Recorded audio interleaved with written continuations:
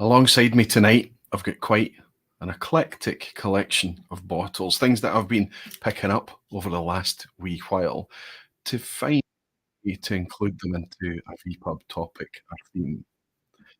After a while, I realised that it's so eclectic that I was struggling to work out what kind of vPub I could share these bottles with you, where they might be able to fit into the narrative, and I struggled. So I ended up with oddball bottles and things like that. And it was only recently I realized, as I was looking at these bottles, that there is a common theme amongst them all.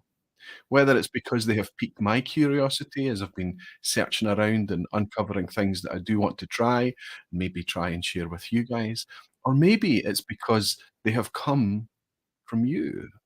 This is a bi-directional thing, as I always talk about, and a lot of the things that I discover through doing this, through this hobby, is because of the reciprocal feedback that we have as a community, and it's fantastic. We want to shine some light on those tonight, and hopefully I'll remember everybody that inspired me to pick up certain bottles tonight. What I realized that tie all of these things together is that they are slightly flying under the radar, slightly ignored, but more than anything, something I would rather refer to as a sleeper, something that's waiting there just to be potentially discovered. Or they might just be other bottles of whiskey.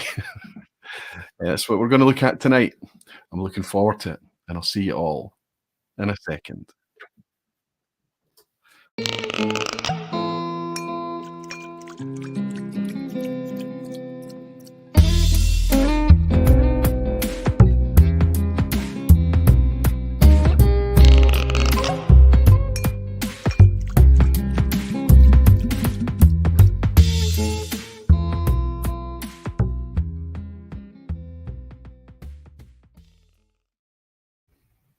Hello, whiskey folk. Hello, everyone. I've just pulled up the windows for the chat so that I can see everybody that's jumping in to join us live tonight. It's fantastic to welcome you all again. Welcome to the vPub.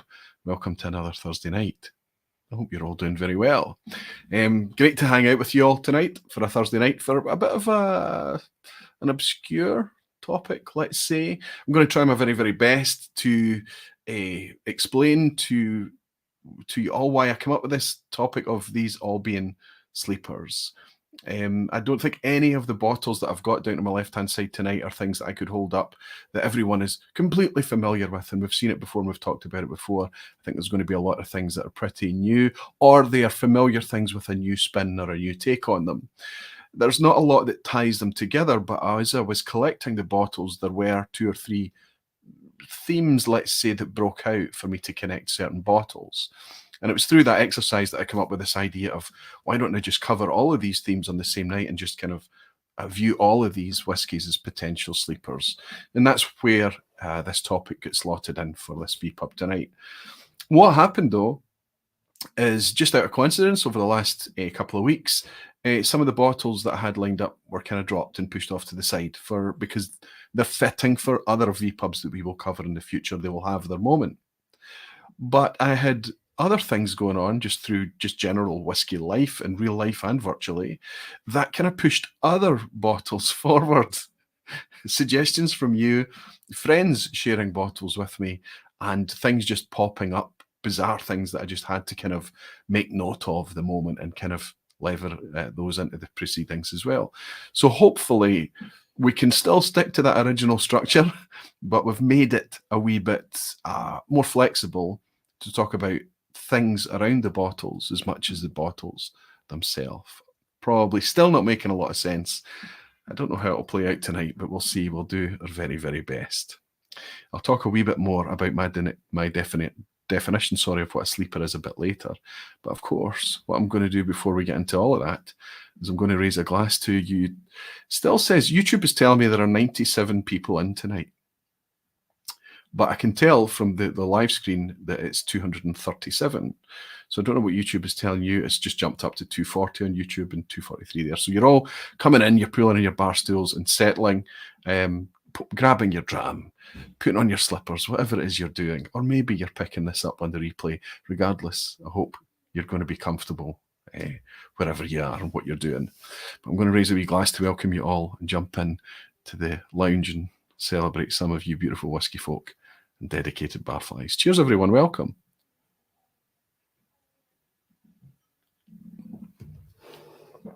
Terrific stuff. Good to see you all. I'll just do what I always do and do my very, very best to pick up all the comments that grab my attention.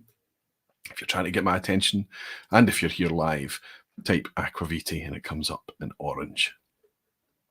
Good stuff. Scroll back a wee bit. Des is here saying good evening, Roy, and fellow barflies. Good evening back, straight back at you, Des. It's great to welcome you in, buddy. And Whiskey with Molly Ben is here again saying good evening, Roy. Looking forward to your selections tonight. There's a Whiskey with Molly pick. I'm going to make it into the selection tonight, Ben. One that you and I both spotted, my friend. So since you mentioned it, we might get to that a wee bit later. Whiskey Weekend Drama is saying, hi, Roy. Let's see if I've got a whiskey to discover. Glenlossie in the glass from Carnmore. Hope it's a good one. Glenlossie can often be a fantastic wee glass of whiskey. For me, Glenlossie it's one of those whiskies that does best when you get it at a decent age, I think. Certainly into the teenage years. But I hope you're enjoying it, buddy. It's good to welcome you in Harrow. And Mikey Hayes here, saying evening Aquavite, evening all. Good to see you, Mikey. I know you're planning a wee trip up north of the border in the weeks ahead, buddy, and I'm hoping that we get a chance to raise a glass together. That would be amazing. Good to welcome you in the meantime. Graham Young from Canada is here. Hello, Aquavite. A very nice Dricht day here. It's magical. So you're having a Dricht day. We had a brilliantly sunny blue sky day today. Looking outside, you would swear it was summer. And then you notice that some of the trees are still pretty bare. And you step outside in your short sleeve shirt and realise it's still freezing. But it was still gorgeous to look at. It was a lovely day. Good to have you, Graham. Jerry Miller is saying good evening, Roy. Good to see you, Jerry. Good to welcome you in. And Dave Barnes is saying, I think I might be the original sleeper tonight after 15 hours on duty in London. Going to do my best to watch the whole show. Dave, do the very best you can. By all means, do whatever suits you tonight, buddy. But if you have to drop off, I'm a brilliant cure for insomnia. I really am. And if you have to drop off and fortify your energy, my friend, then you can pick it up on the replay, buddy. But if you're here till the quiz at the end, I'll try and acknowledge that and raise a wee glass at the end, Dave. Good to have you as always. Jimmy Jazz here as well. Jimmy, my pal, Jimmy from the States. Always amazing to see you in here, my friend. And I hope you're keeping well. Hope to see you bump into this year somewhere, wherever that may be. Matt Bishop is saying, even Aquavite and Barflies, good to see you, Doctor. Dr. Matt. And Gino Camo is saying, hello, Roy. Nice to see you, buddy. Cheers, Aquavite. Cheers, Gino. Obviously, tuning in from a different spot from your pal, Graham Young tonight, but it's good to have you both in at the same time. And from Belgium, we've got Multi-Mission. Menno's in saying, even Aquavite, intriguing topic tonight for sure. Always keen and eager to discover potential gems. FOMO shield activated. That's the thing. And this is again through feedback from you. I obviously was spending a lot of time kind of trying to reduce the amount of FOMO that our community creates by doing the things that we do. And I'm very much part of the problem. And when I get excited about a bottling or whiskey or a thing, whatever it may be, then I'm going to evangelize about it a little bit. And it can obviously mean that FOMO's triggered on a lot of people. So I was kind of always, just trying to be mindful and choke it back a little bit. And I was reassured by so many of you saying, Roy, don't worry about it. The people who choose to be activated by FOMO will be activated by FOMO. The people who can afford it will go out and afford it. And the people who can't will wait until they can. And all of these kind of messages were coming in to make me realize that, you know what, we just have to do what we enjoy. And we have to trust ourselves that we're being responsible, whether it's with our consumption, whether it's our timing, our over-accumulation, or our overspending potentially. We're all adults here. The vPub is for 18 plus, 21 plus in some countries, I suppose, but generally it's for adult people with adult mindsets. So I appreciate, Menno, that you're triggering your FOMO shield. I think it's the right thing to do. There is potentially one or two that I've kind of decided are pretty good picks tonight. One or two I've actually pushed to future vPubs, as I mentioned. And I will get into the whiskies that most of them that are left on the shelf next to me will be uncorkings tonight, and I'll explain why that is in a wee minute. Tony Nelson is saying, are any of these beige sleepers? Because I'm still trying to figure that one out. I'm still trying to figure out the beige thing. As soon as I felt like I understood what beige whiskies were, Roddy will add another kind of definition into a beige whiskey topic. And I realised that I don't think I have it all yet. Roddy and I spoke again on Tuesday night, the Glasgow Whisky Club, and worked out a good plan for our vPub session. We've put a date in early May. It's kind of in heavy pencil, let's say. It's more than light pencil. We have committed to it because we realise unless we put a date in, it'll just never happen. And it was wonderful to see the response when Roddy's name came up last week in the session, and all the Roddy icon and emoji just lighting up the chat. It's fantastic. So he's keen to get back, and he will be coming back at the start of May. Chat just jumped. I'll scroll back a wee bit so I can catch some of the comments. Sorry about that. Rob Smith is saying, say no to FOMO. Good luck, my friend. Good luck. You never know. We might just go through the whole night tonight and just kind of discover just basic to average stuff. And the FOMO will be kept to the minimum. Pete Head is saying, let's raise a glass to a birthday boy, Lee J. Hey. Menno got in touch with me earlier today to remind me that Lee J was in. All I was doing is looking down to see if he was here tonight. And of course, not only is he here, not celebrating just his own birthday, but he's celebrating being a member of the Aquaviti Barflies for 47 months. He's saying, hey, Roy and Barflies, and well wishes, and well wishers, thank you. Aye, Lee J, I'm going to raise this glass to you, my friend. It feels like you've been about forever. My pal down in Chippenham in Wiltshire, celebrating his birthday today. I'm not aware if it's a big birthday or not, buddy, but regardless, any spin around the sun is something to celebrate, right? I'll raise this glass and say, happy birthday, Lee J. Many happy returns, my friend. Cheers to you. Kind enough to spend his birthday Thursday evening. And with us in the vPub, terrific. Chris Banks is here. Good to see Chris. I didn't chat much, but always watching. We'll be coming to Perth here shortly for 2 weeks and hope you're well. I'm very well, Chris. It'd be amazing to welcome you back in Scotland if there's a possibility, buddy. But Perthshire is one of the prettiest parts of the country to go and visit. Hope you're bringing your camera along as well. Graham Young is saying, adult might well exclude me on most days. That's okay. That's okay. It's something to preserve. Something that we have to do is remember that we can still think like children at times. Tom Frenny, I don't know if I've ever mentioned your name, Tom, if that's the first time I've welcomed you, but Tom's here and he's saying, evening Roy, I hope you're doing well. I try not to think about FOMO and whiskey as there's more to whiskey to try and always some I won't get to try. That's right, we need to bring in a wee bit of kind of acceptance, pragmatism, whatever. However you want to look back and say, I was able to get that one, I was able to just sample that at a bar, I was able to not try that one. It's the way whiskey goes. Right now, we do live in a golden era where there's so much to try that to consider that you can get even close to trying everything is folly, right? But good to have you in, Tom. It's nice to welcome you. And Whiskey Works Graham is here saying getting stuck back into some little brown dog, Druitt Doug. Personally, I still blame Scotty. So Scotty was on a Dramface podcast recently and talked about little brown dogs, Druitt Doug. So I hope you're enjoying it, buddy. I hope you're enjoying it. Ryan McCleave is saying, evening, Roy, evening, everyone. Hope you're all well. Ryan, how are you doing? Nice to welcome you, man. And Lee J is saying, thank you, Aquaviti, Roy, and everyone. No place I'd rather be. Well, we've got the Easter weekend stretched out ahead of us for this session tonight as well, Lee J. I've got more glasses in front of me than I would normally have. Just for the way I'm going to kind of structure things tonight, I need a few more glasses. And the Ginger Genius is saying, good evening, Roy. Been a while, but looking forward to tonight. Good to have you in, Ginger Genius. I am looking forward to it as well. Before I go ahead, I'm going to, when we've just mentioned Dramface ever so briefly there, there's talk of us getting together this weekend actually to record some more podcasts. So I know you're all excited about that. We released on Dramface, the top 40 was released once it hit 1,000 people registering to put their votes in. What's happened since is that we've looked at it. We're almost a month, I think, 3 weeks maybe, I'm not sure, since we released the top 40. And we're looking in the background to see where things are sitting. And we're getting very, very close. We're about 1,420 votes in the Dramface top 40 as we speak right now. So I think that as soon as we hit that 1,500 mark, we'll put out the next snapshot. And I think the way the poll, the top 40 is going to work is that while there's a lot of movement and while there's a lot of people registering, we'll put it out more regularly and we'll talk about it and try and get it to as many people as we possibly can, diminish and dilute that kind of echo chamber potential as much as possible. We'll just get it out. So the more voices that we have voting in the Dramface top 40, the more meaningful it actually is to everybody that participates or views it. So as soon as it gets to that 1,500, we'll publish it. So if you have not registered, it's dead easy to do. It's just a couple of minutes of an exercise.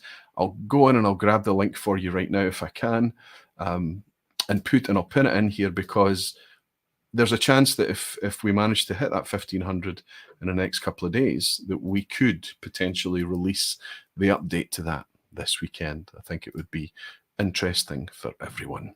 Let me drop that in the chat and I'll pin it at the top just to now. And remember also, if you have already voted, don't think that you're off higher. Remember, it's constantly moving. It's a constantly moving thing, just like whiskey itself. So if you want to update that because you've had an epiphany recently, or something has annoyed you recently, or, just go in and click and you can deselect things that you don't want anymore and replace it with something that maybe you do. But what we are trying to do is just to get out to as many people as possible and keep it as up to date and make it as relevant as possible too. So I think 1,500 participants is a reasonable number for the next pick. I hope you can all enjoy being part of that. Some drams come in and I don't want to miss these. I realise I've missed all of them so far. I don't know how that happened. Usually sharper. That wee window was maybe not refreshed. Maybe when I refreshed that page there, all of these came in.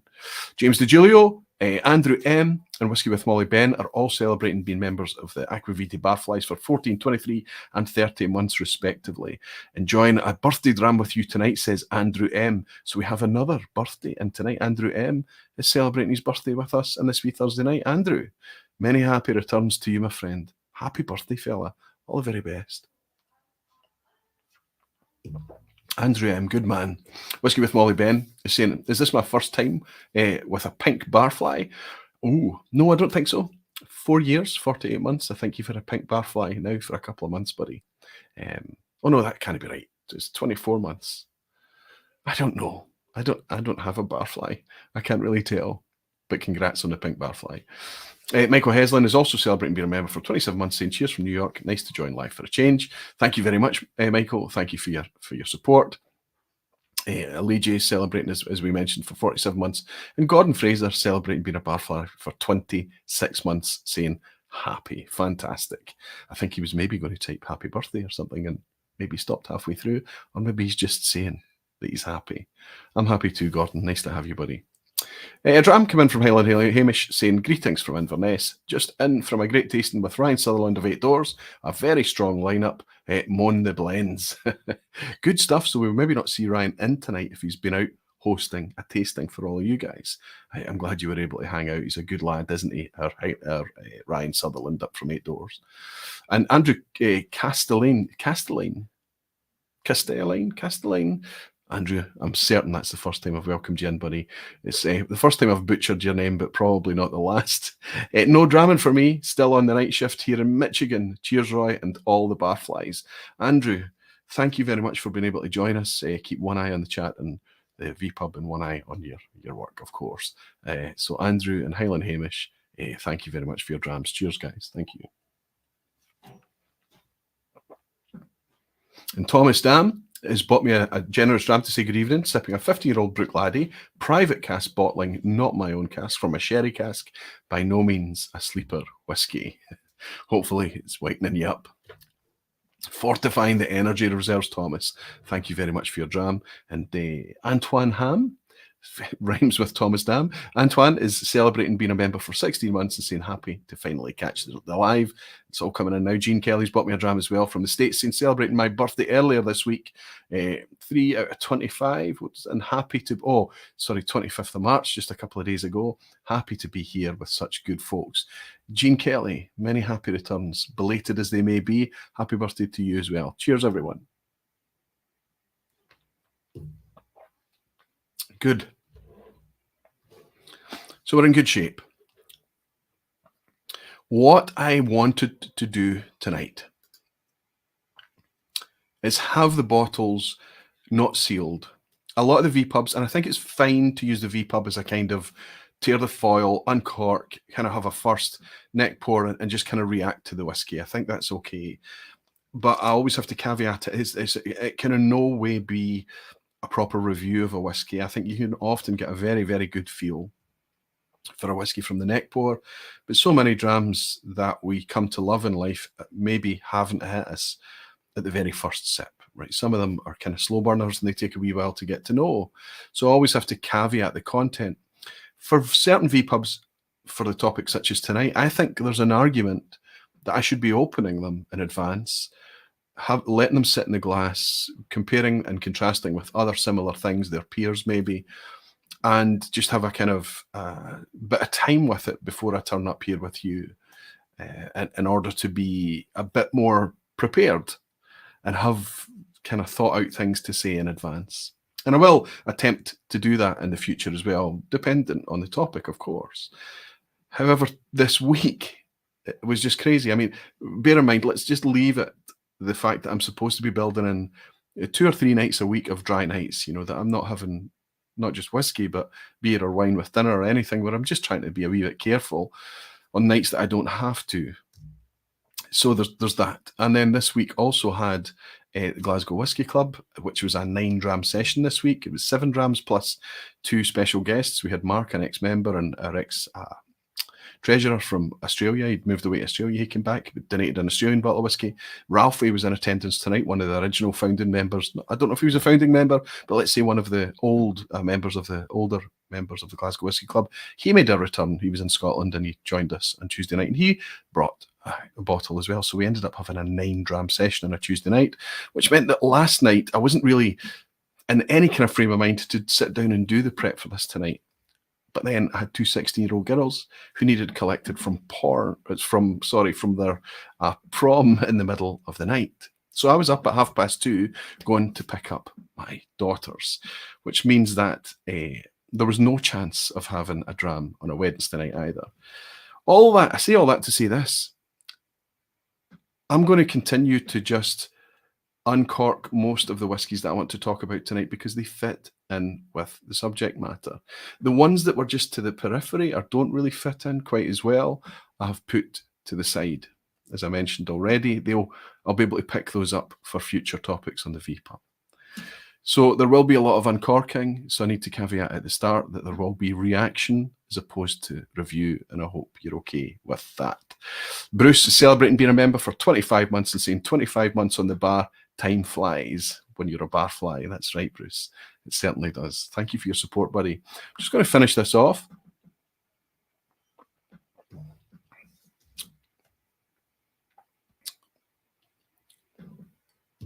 This will appear again a wee bit later.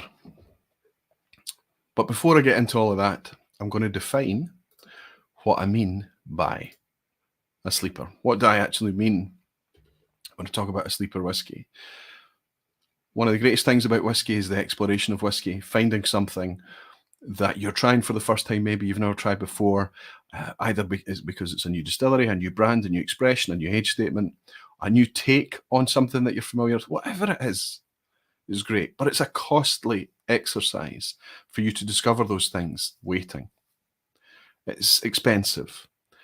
And what I've worked out over the years is, and it becomes much, much more and more obvious to me and valuable to me, is just how much this kind of exchange helps. So it's not me writing a book and saying, this is it, making a presentation and hitting you with it, and writing a review or something and saying, this is what it is.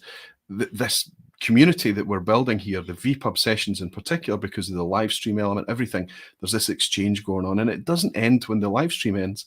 It spills on into the comments, and it ends up on Twitter and in the Patreon discussion. It comes in as emails and direct messages from you. It ends up in the Aquavitae Barflies page on Facebook. This discussion is happening everywhere. And what you find is that there is a lot of people excited about something, or they've discovered something that's new that nobody's talking about, and they've discovered something that's at a good price point, and all of that sharing is happening all the time. And I'm very much consuming that alongside you so that I'm inspired by what you're discovering too. So it's not all about me just trying to be first to discover something and share it with you. And I would argue even that that's a wee bit dull if that's all that you ever turn up to hear about.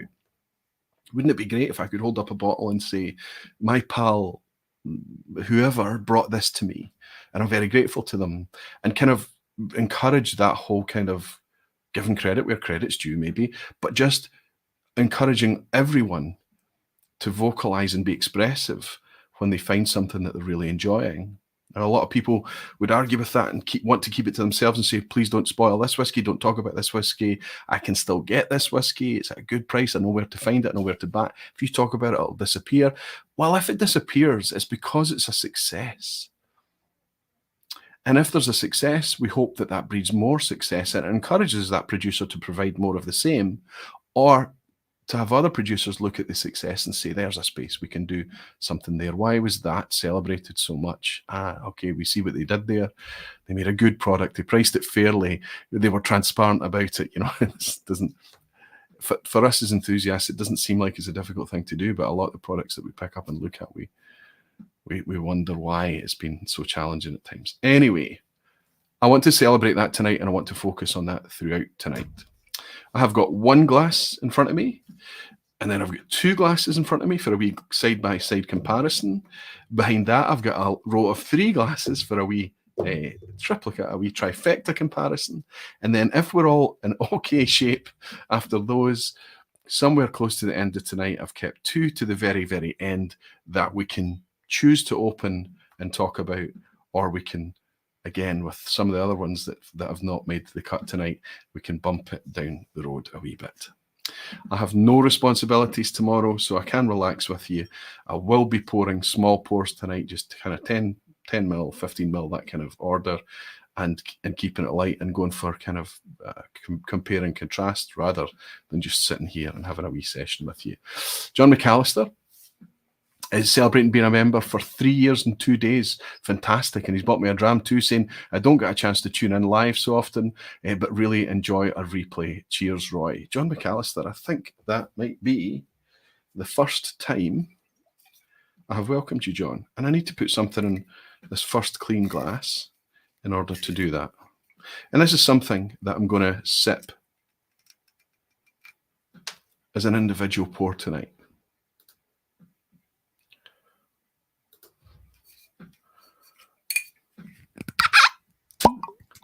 Bit of a muted pour, but I can tell by the bottle that it's going to give us a nice glug. Good stuff. This might be something of a sleeper. I'm not sure. Not sure. But right now, going to raise this and say thanks to John McAllister for picking up on the replay or occasionally live. Cheers for the dram, John. Cheers.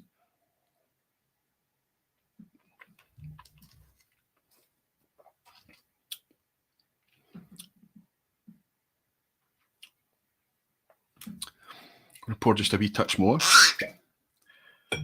Not to be greedy.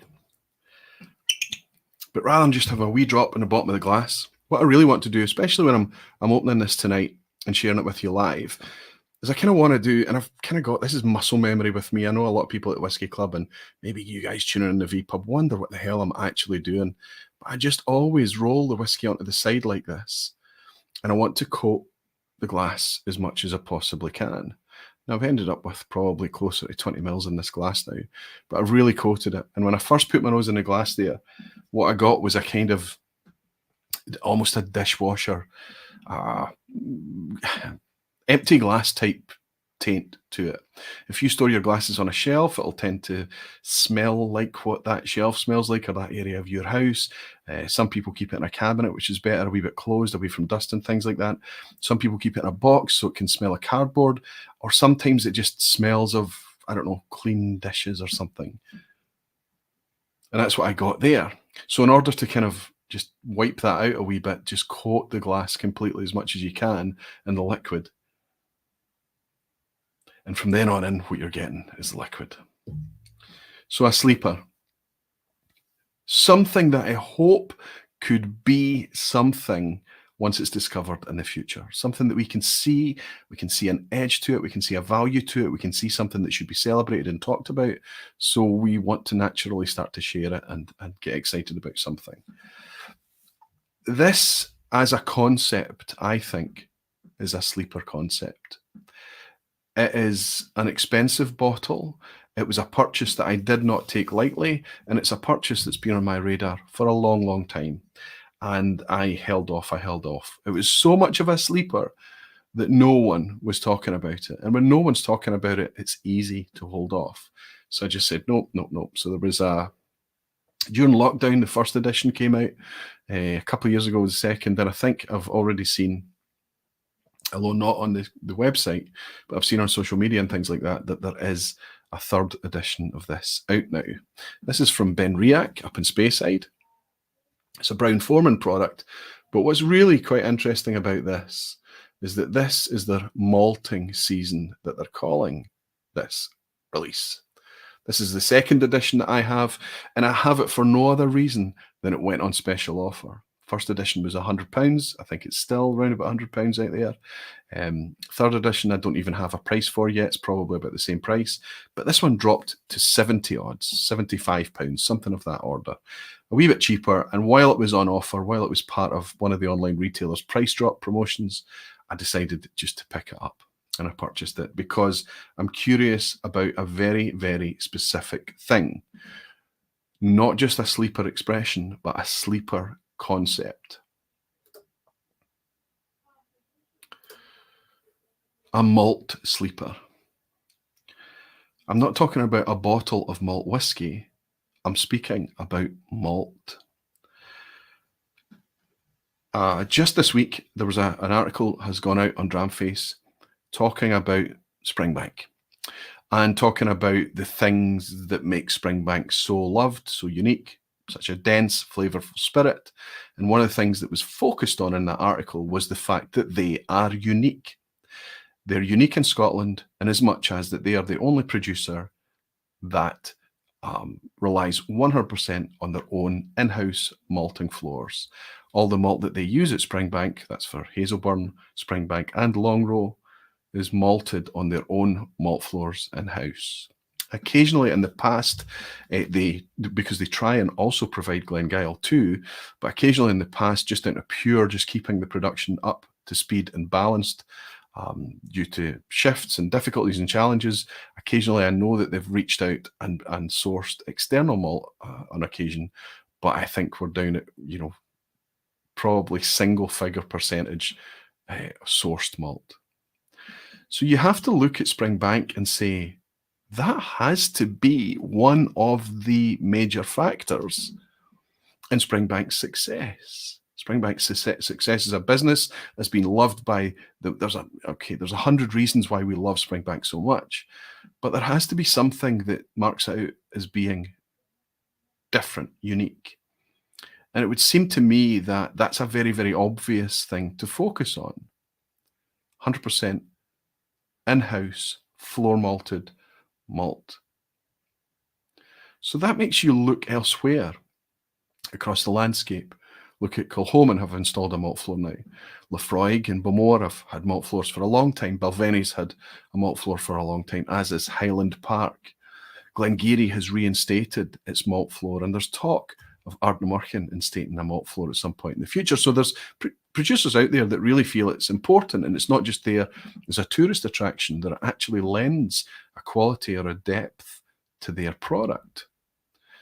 But everything I've just listed are either part-time malt floors, or they're only used for a very small percentage, or a small percentage, let's say, not say very small, maybe a percentage of the production.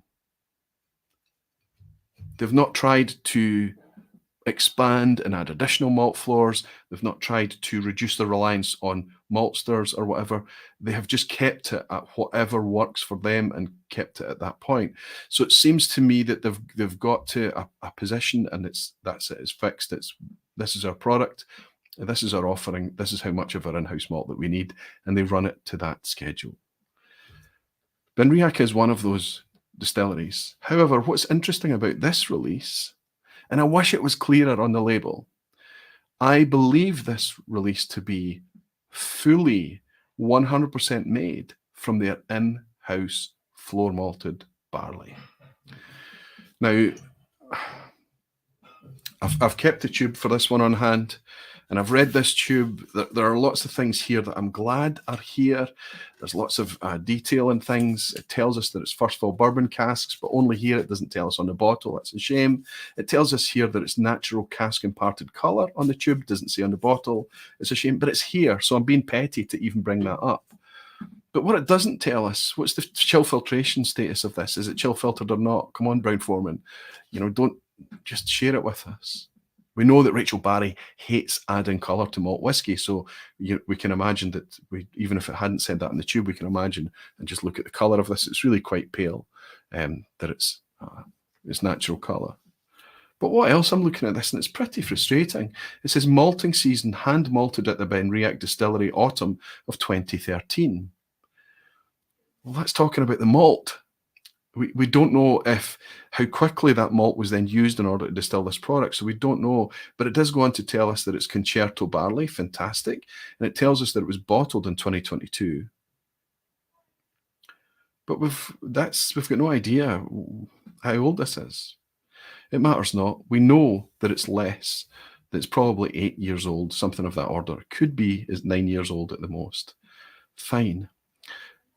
The ABV is encouraging, 48.9% by volume, but without that magical message, we have not chill filtered this, really doesn't mean much. I would have to hope with all my passion for whiskey that if somebody's going to make a product that is to celebrate the malt and the fact that it's their in-house malted barley, that it would not be filtered, or it wouldn't be chill filtered, let's say. It's going to go through that equipment, sure, but they keep it at ambient and it comes out relatively intact. That's what we hope. Outside of this, I was trying to think of other distilleries that are capable or interested in, or even close to being able to release such a product. And it makes you realize that when 100% of Springbank is this, how unique that is.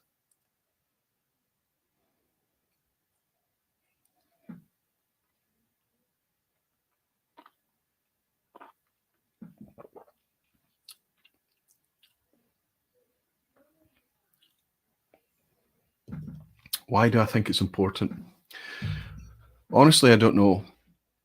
But I'm trying to, this is really quite interesting. I'm trying to unlock and understand what makes Springbank so good. And it seems to me that that is a very obvious place to look. So when you start digging into it, you end up in all these kind of peer review papers, these academic sides of whiskey production, whiskey study. It's difficult for me to digest, honestly speaking.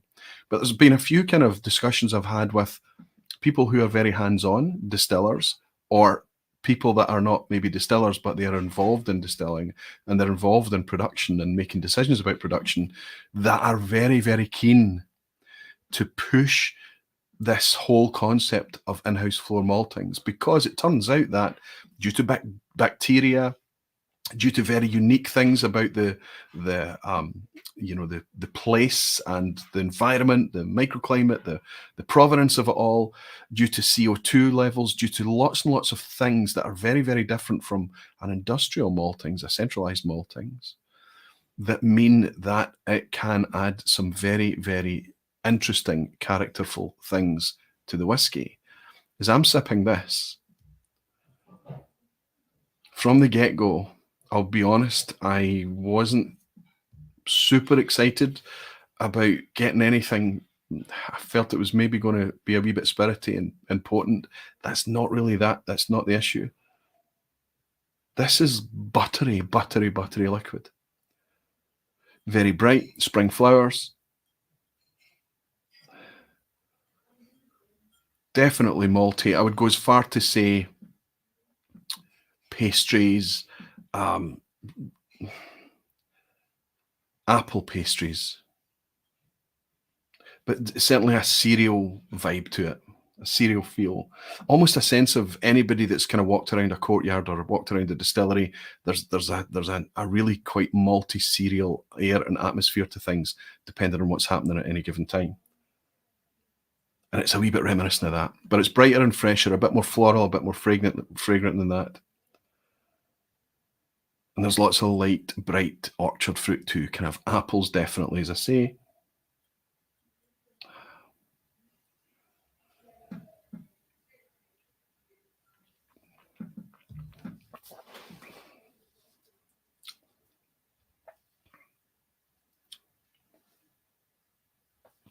Bit of youth, bit of spirit.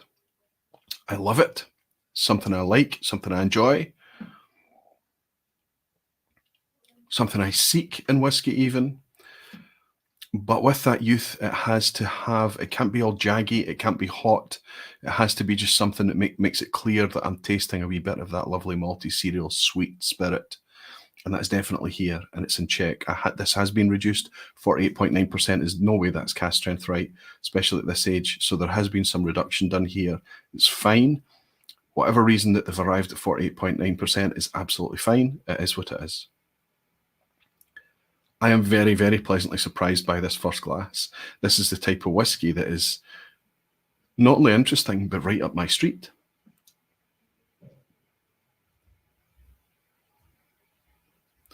The problem is the price. Problem is the price. I bought it on offer. Here he is. Here she is. Here he is. Here they are. Let's say that. Here they are.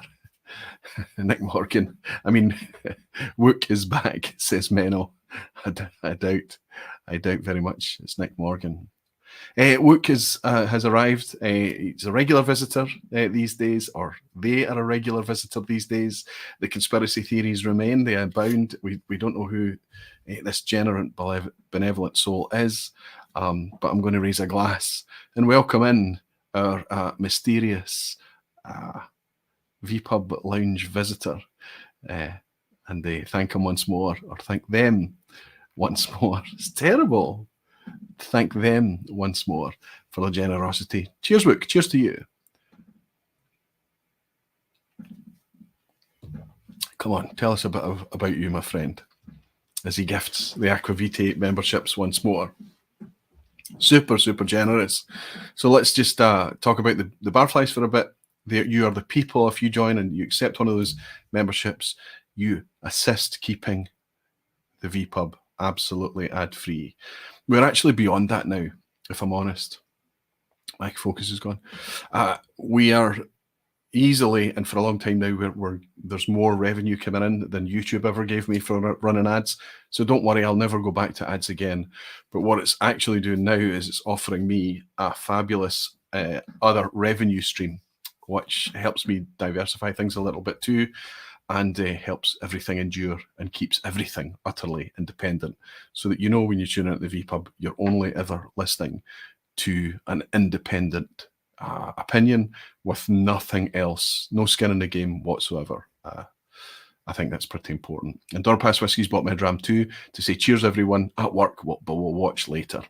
Cheers, Tim. And I know that there's only 7 hours difference between us at this time of the year, up until this weekend at least. But I know that you're normally 8 hours behind us. The fact that you're able to join us at all is a treat, Tim.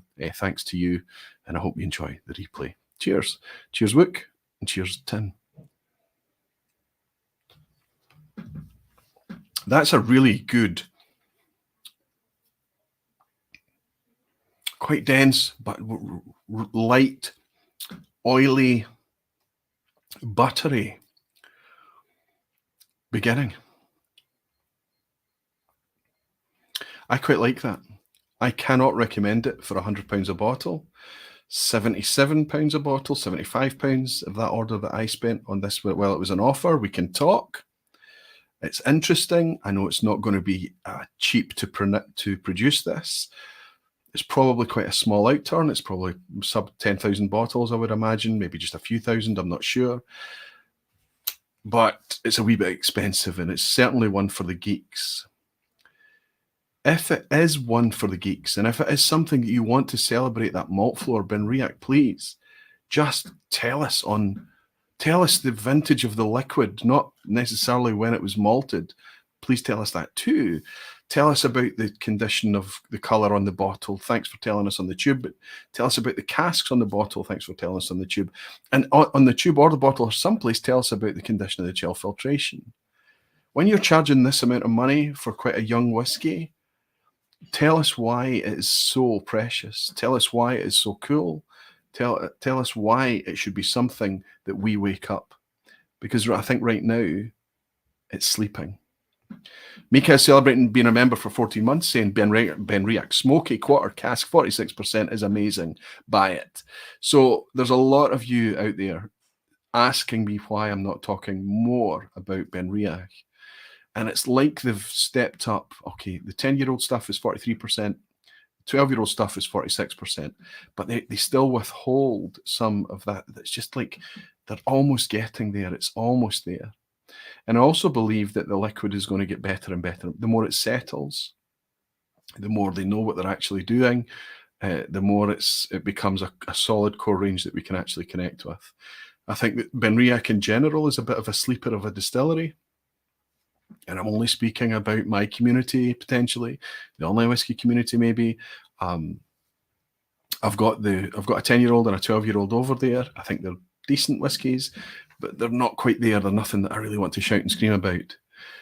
Once they start to become much more reliably priced, once they become much more reliably presented and natural, I think all of these things make it much, much easier for us to evangelize about them a wee bit. And Ian Bruce is saying, would you like to see something like bottle and bond introduced by the SWA, or introduce a stamp of authority for certain things such as non-chill filtration? Unfortunately, Ian, when we talk about the SWA, we are actually talking about the producers themselves. It is a body populated by and financed by the industry that it's there to help and support and guide and regulate. So it is a wee bit of an odd thing. It doesn't need to have kind of more definitions and more complexities. It doesn't need to have stamps of approval and nonsense. I think it just has to have certain code of practices that make it that if you add color to something, you better tell people you're adding color. That is an absolute non-negotiable for me. There are loads of whiskies on my shelves. There may even be whiskies that appear tonight that have colouring added that do not say, in the UK at least, in North American things, they do not say whether they've got colouring added or not. And I think that is shameful. Some countries know this and have to put a label on it, mit Farbstoff, famously for the German market. So in continental Europe, a lot of the packaging will have that wee sticker of declaration on there. What I would like to see is companies having the shackles removed, making it easy for them to be as transparent as they want to be. And I don't think that that's with the SWA at all. I think that's with the people who hold the reins, the financial reins, typically. Stephen Toth is saying, since Lagfest was such a success, have we set a date for Wookfest yet? Wookfest, wouldn't that be a thing? Listen, there's a lot of people coming into Glasgow, into Scotland in September. The closer that the realization comes, the closer we get to having something. But last year, I think the reason that Legfest was so fun is just the kind of, I don't know, the serendipity of it, the natural, informal nature of it all.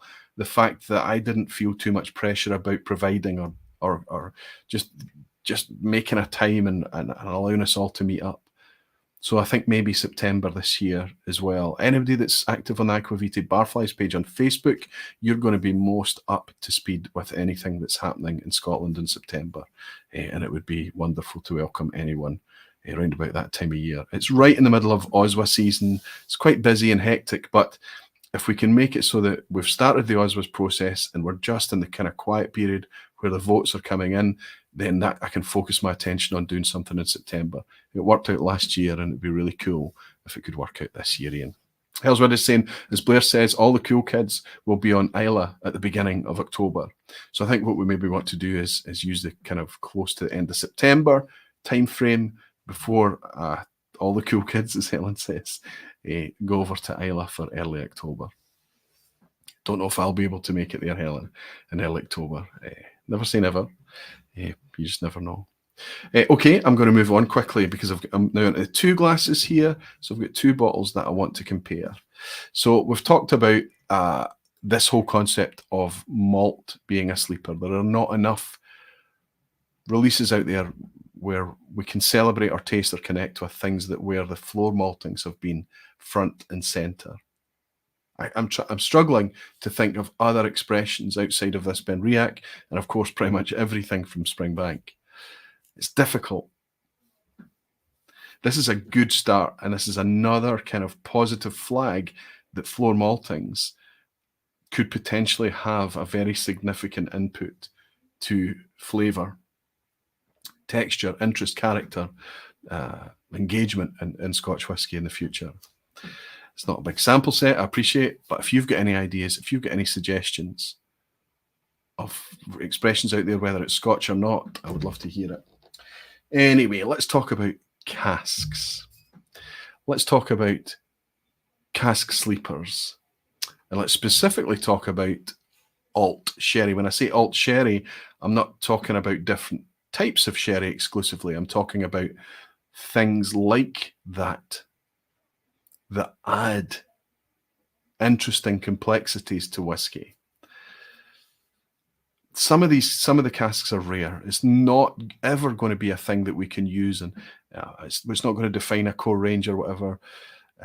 But some of the casks that I'm going to talk about now are really quite expensive or precious or rare casks. I understand that. But recently you've heard me talking about, just as an example, Madeira. Now, Madeira is not sherry, but I'm talking about alt sherry. But Madeira is, of course, from Madeira. It's Portuguese. It's not Spanish at all. But regardless, fortified wines, I'm talking about similar to sherry. Madeira, I've spoken about it on the vPub. I've spoken about it in Recycled Reviews. It is, when I detect a Madeira influence on Scotch whisky, I am usually intrigued. I'm usually enjoying it. I think it's a fantastic enhancement to Scotch whisky. One of my favourites. In fact, I'll draw your attention to a couple of years ago, the Ardnamurchan Madeira cask. Maybe potentially still my favourite Ardnamurchan released to date. But I've got two here. Very interesting takes on Madeira. And I'm going to use these as a wee contrast as I speak about all of these type of things. So let's consider all the alternative sherry casks like Fino, Amontillado. At the other end of the spectrum, Pedro Jimenez. Somewhere in the middle, you've kind of got these Oloroso and super rare Palo Cortado. All of these alternate sherry casks. It's interesting to me that we love Scotch whisky. We love whiskey. We love various takes on whiskey, but we're suddenly drawn into a space where we're really curious about another drink altogether. I don't drink fortified wine of any description, whether it's sherry or Madeira or a pera or whatever the fortified wines may be. I don't even really drink anything that's kind of distilled from things that are other, like cognac or. However, these casks can impart really quite endearing, lovely things to Scotch whisky. It's not all about Oloroso. Traditionally, Oloroso was the majority of the casks that we would see typically. So when we hear, ex-sherry casks, without any further definition, there's probably a good chance that what they're talking about is Oloroso. Occasionally, Pedro Jimenez, and Oloroso and Pedro Jimenez are really quite different things. Oloroso is quite a dry, spiced, richly flavoured sherry. It's matured without any floor on the top to encourage oxidization. It's quite highly fortified with grape alcohol. Pedro Jimenez they're increasing the sugar content by partially drying the fruit before they make the wine with it in the first instance, so we get a super sweet sherry with those two. And I would say in Scotch whisky realms, those are the two most common that we would find. Oh, some nice noises to share with you here.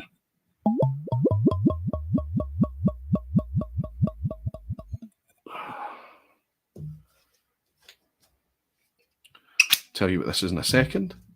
As I uncork the other one, if we're going to do a wee comparison between these two, I think it's only fair that I uncork them at the same time. It's quite a difference between these two, despite the fact that they both say I knew they were both Madeira, but I wanted to make sure they both said the word finish.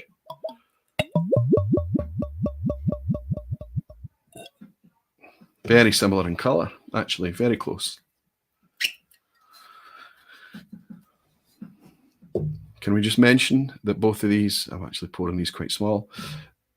When we talk about maturation, I think as enthusiasts, we need to differentiate in the discourse when it's all too easy to just kind of say it's a something finish. I think a lot of times we say the word finish when what we should be saying, what we actually mean is maturation. So if it's spent its whole life in a cask, it's matured in. If it's been removed from a cask and put in something else, it's either an additional maturation, a double maturation, or depending on the time period involved, a finish. It's simply been taken out of something else and it's been finished in another cask. We shouldn't always read too much time into how long that finish is, because often that finish, the amount of time that it can spend in that cask for a finish, is directly relating to how active that cask is.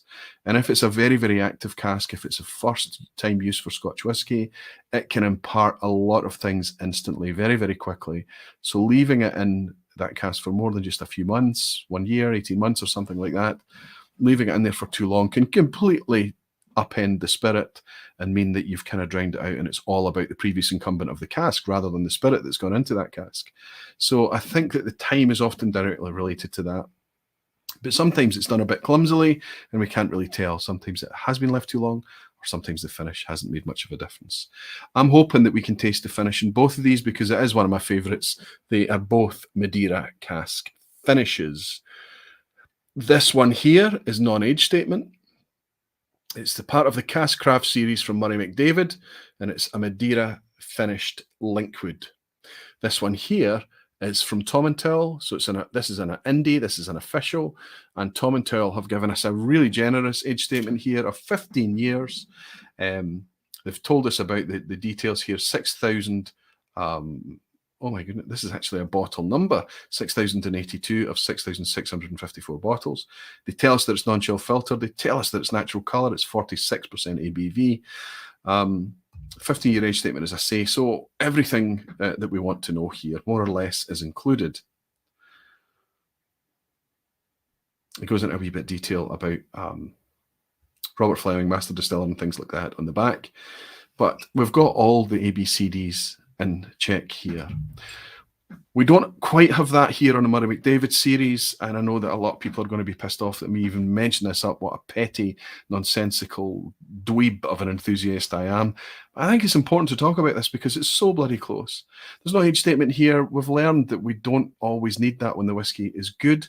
What we do have here with this linkwood is we have them simply telling us the name of the distillery, but what they're trying to do with this Cask Craft series is go for flavour profiles.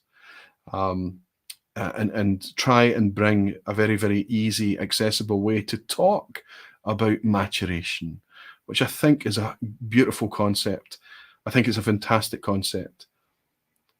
I just can't get my head around why they produced all of these releases, the entire Cask Craft series at 44.5% ABV. And I can confirm that these are therefore chill filtered, these whiskies. This is pointing in a different direction. This is mass market product. This is about volume. This is about getting a good, fair price, interesting topic, delicious, easy drinking whiskey out there to folk who enjoy drinking such things. I get it. But for 1.5% ABV, it's just kind of almost so frustrating, right?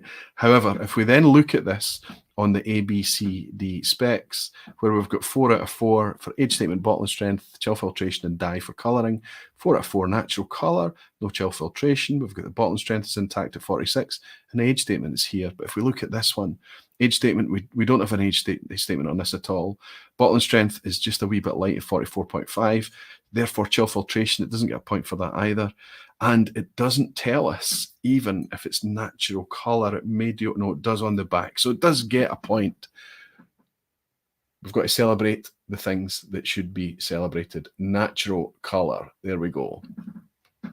So that's good. And it's a nice colour to the Madeira maturation no doubt helped. But as I sample these, I want to talk to you about the huge differentiator. And probably despite that rant I've just gone on with you all, there's a difference on the nose, quite significant. Okay, despite everything I've just spoken about, the big differentiator for all of you is going to be what? What is the thing that's going to make you pick up this one over this one, or vice versa? While I'm nosing these, you put it in the chat. Guess what I'm about to say? So it's not me that has to say it. What is going to determine which of these you buy on the shelf, right? This Madeira cask, the single malt Scotch whisky, or this Madeira cask, single malt Scotch whisky. Let's have a wee sip of the Murray McDavid one first.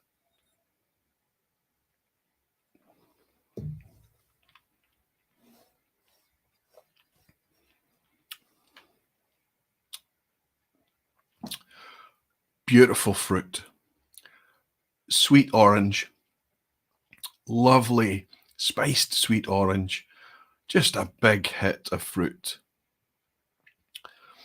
It's a little bit light. The body here is quite light. It's if it wasn't for that big zesty orange spicy hit, it would kind of be here and gone, I think. Let's go back in.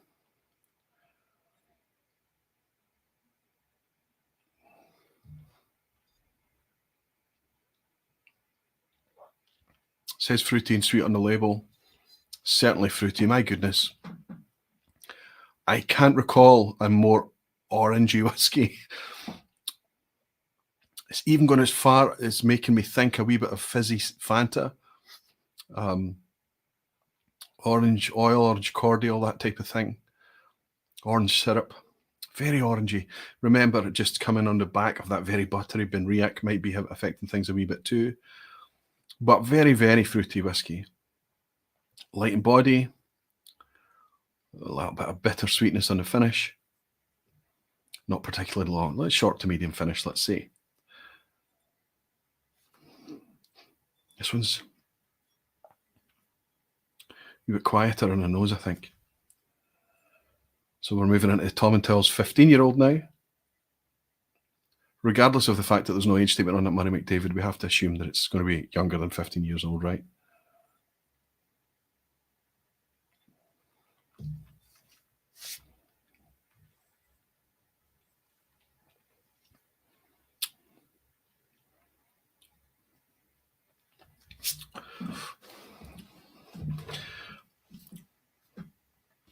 I don't think it's fair to compare these. I really don't. It's clear. There's a you know this from tuning into the vPub for long enough. There is a sweet spot for me, and when it comes to maturation of Scotch whisky, regardless of what the cask has been involved in, as long as the cask isn't completely drowning things and the spirit's been allowed to kind of age in a reasonable atmosphere, it seems to be the mid-teenage years. So something about 15 years is always going to be something of interest for me. 14, 15, 16, 17, that kind of age seems to be the perfect sweet spot for me. I think that comes across. The body of this, the complexity of this, immediately, that was a much more simple and easy and instantly easy thing to articulate, whereas this is a wee bit more elusive, a wee bit more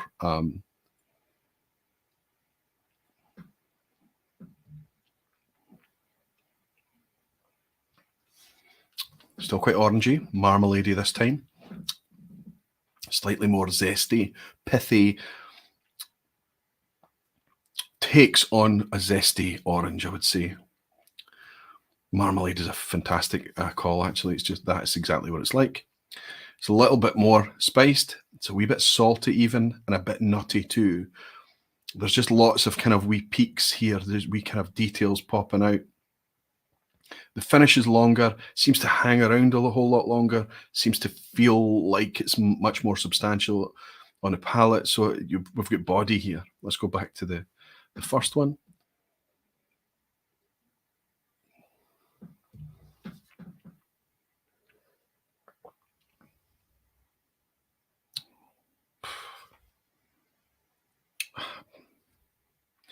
I'm a whiskey geek. I'm a huge advocate for natural presentation. But that wee bottle's not too bad.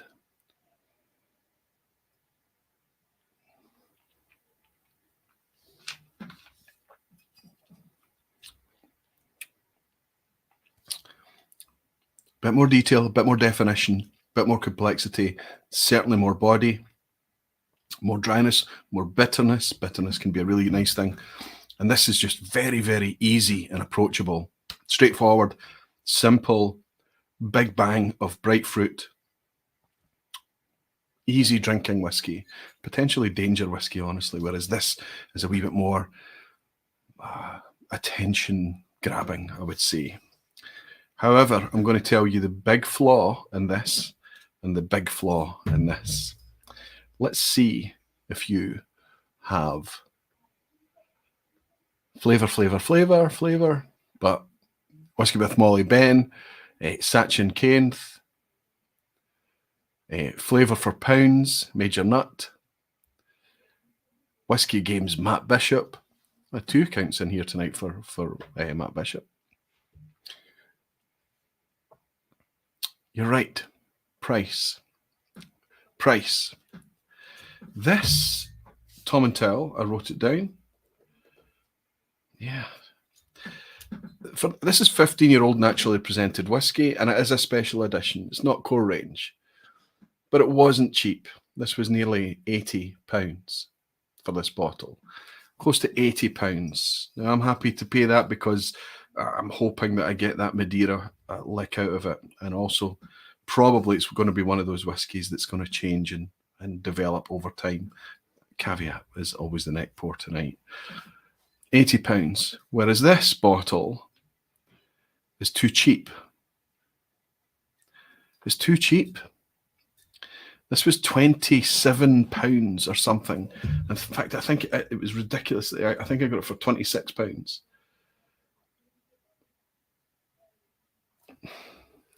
I need to look at it. It was just so cheap. Let me check.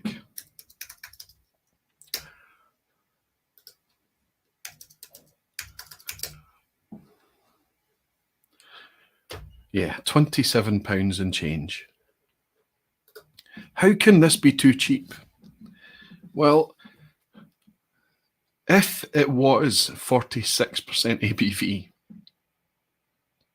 you wouldn't chill filter it, and I think it would make next to no difference to whoever you're trying to attract by making it 44.5% ABV. You would be able to not chill filter it. I don't know why there's maybe other reasons that you're doing it in such a way. But if you wanted to charge us £3, £4 more for it, I think the majority of people would pay that.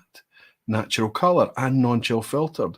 We're relaxing about the non-age statement thing, mostly due to really quite interesting product from new distilleries oftentimes. But we're relaxing a wee bit about that. But the bottling strength being in place alongside natural colour and non-chill filtration would really make this a compelling range of products. And instead of £27 and change, £30, £32, £34. I know that a lot of the bricks and mortar retailers will probably have these on the shelf at £35 or something. But again, these are good drinking whiskies. I wonder just how much has been lost with the non-chill filtration. Everyone at Murray McDavid might be able to tell me that really not much at all. You won't be able to tell the difference. Okay. Why choose 44.5? Why?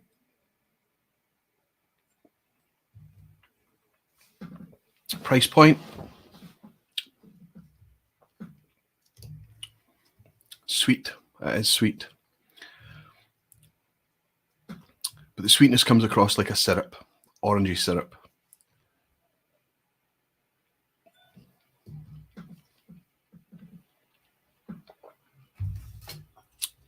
I have other sleeper style casks to talk about tonight. We might get to them. I mentioned Palo Cortado there, one of my absolute favourites. I have yet to drink a Palo Cortado matured or finished single malt Scotch whiskey that has let me down. Just been wonderful, wonderful things. Very rare too. I've also got a lovely dry style, a light style on sherry, and from Tomatin, a 46% Fino sherry cask from 2006. This has been around for a long, long time. I remember seeing this on the shelf ages ago, and I actually saw this on the shelf. I'm pretty certain it was in the wee bottle shop on Skye when I was on my way up to Rassie last year. I flirted with the idea of buying it then, and I didn't. I held off, and I was back in that wee shop looking for it when I was there on holiday late last year, and there wasn't any on the shelf, so I might have either made a mistake where I saw it, or they've just obviously sold out of it. However, despite that bottle being around, that special edition Fino cask maturation bottle being around for a long time, it's still available out there. Any Fino matured whiskey I've had, especially if it's a nice, fairly priced Deanston, has been really, really delicious. These are things that we don't talk about much in the realms of Scotch whiskey. We just say what it is, the Fino, the Palo Cortado, the Madeira, the whatever it is. But normally, it's just kind of the magic word is that sherry word, right? Sherry cask. We don't even define if it's American oak or European oak. And we certainly rarely go to define what kind of sherry it is. I think some people do. And sometimes it's down to they don't really feel it's important, or they maybe just don't have that kind of provenance. They don't know what the previous specs of the cask were. It's just a oak cask and it's had sherry in it before, you know. However, I think more work could be done there. And I think more definition could be brought there. And I think that we could start to really enjoy Scotch whisky and have a much deeper understanding about the maturation and how those casks affect the maturation of Scotch whisky. Thanks to, interestingly, very accessible, very inexpensive projects like this. And also thanks to producers out there who are willing to bring us a wee bit more experimentation. I think this one's a wee bit expensive. I think this one is a wee bit under-specced. Both of these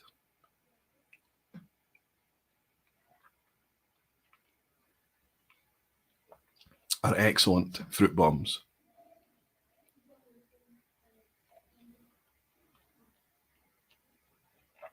This one punches above its weight because of the price. This one, the whiskey's having to work a wee bit harder to justify that £80.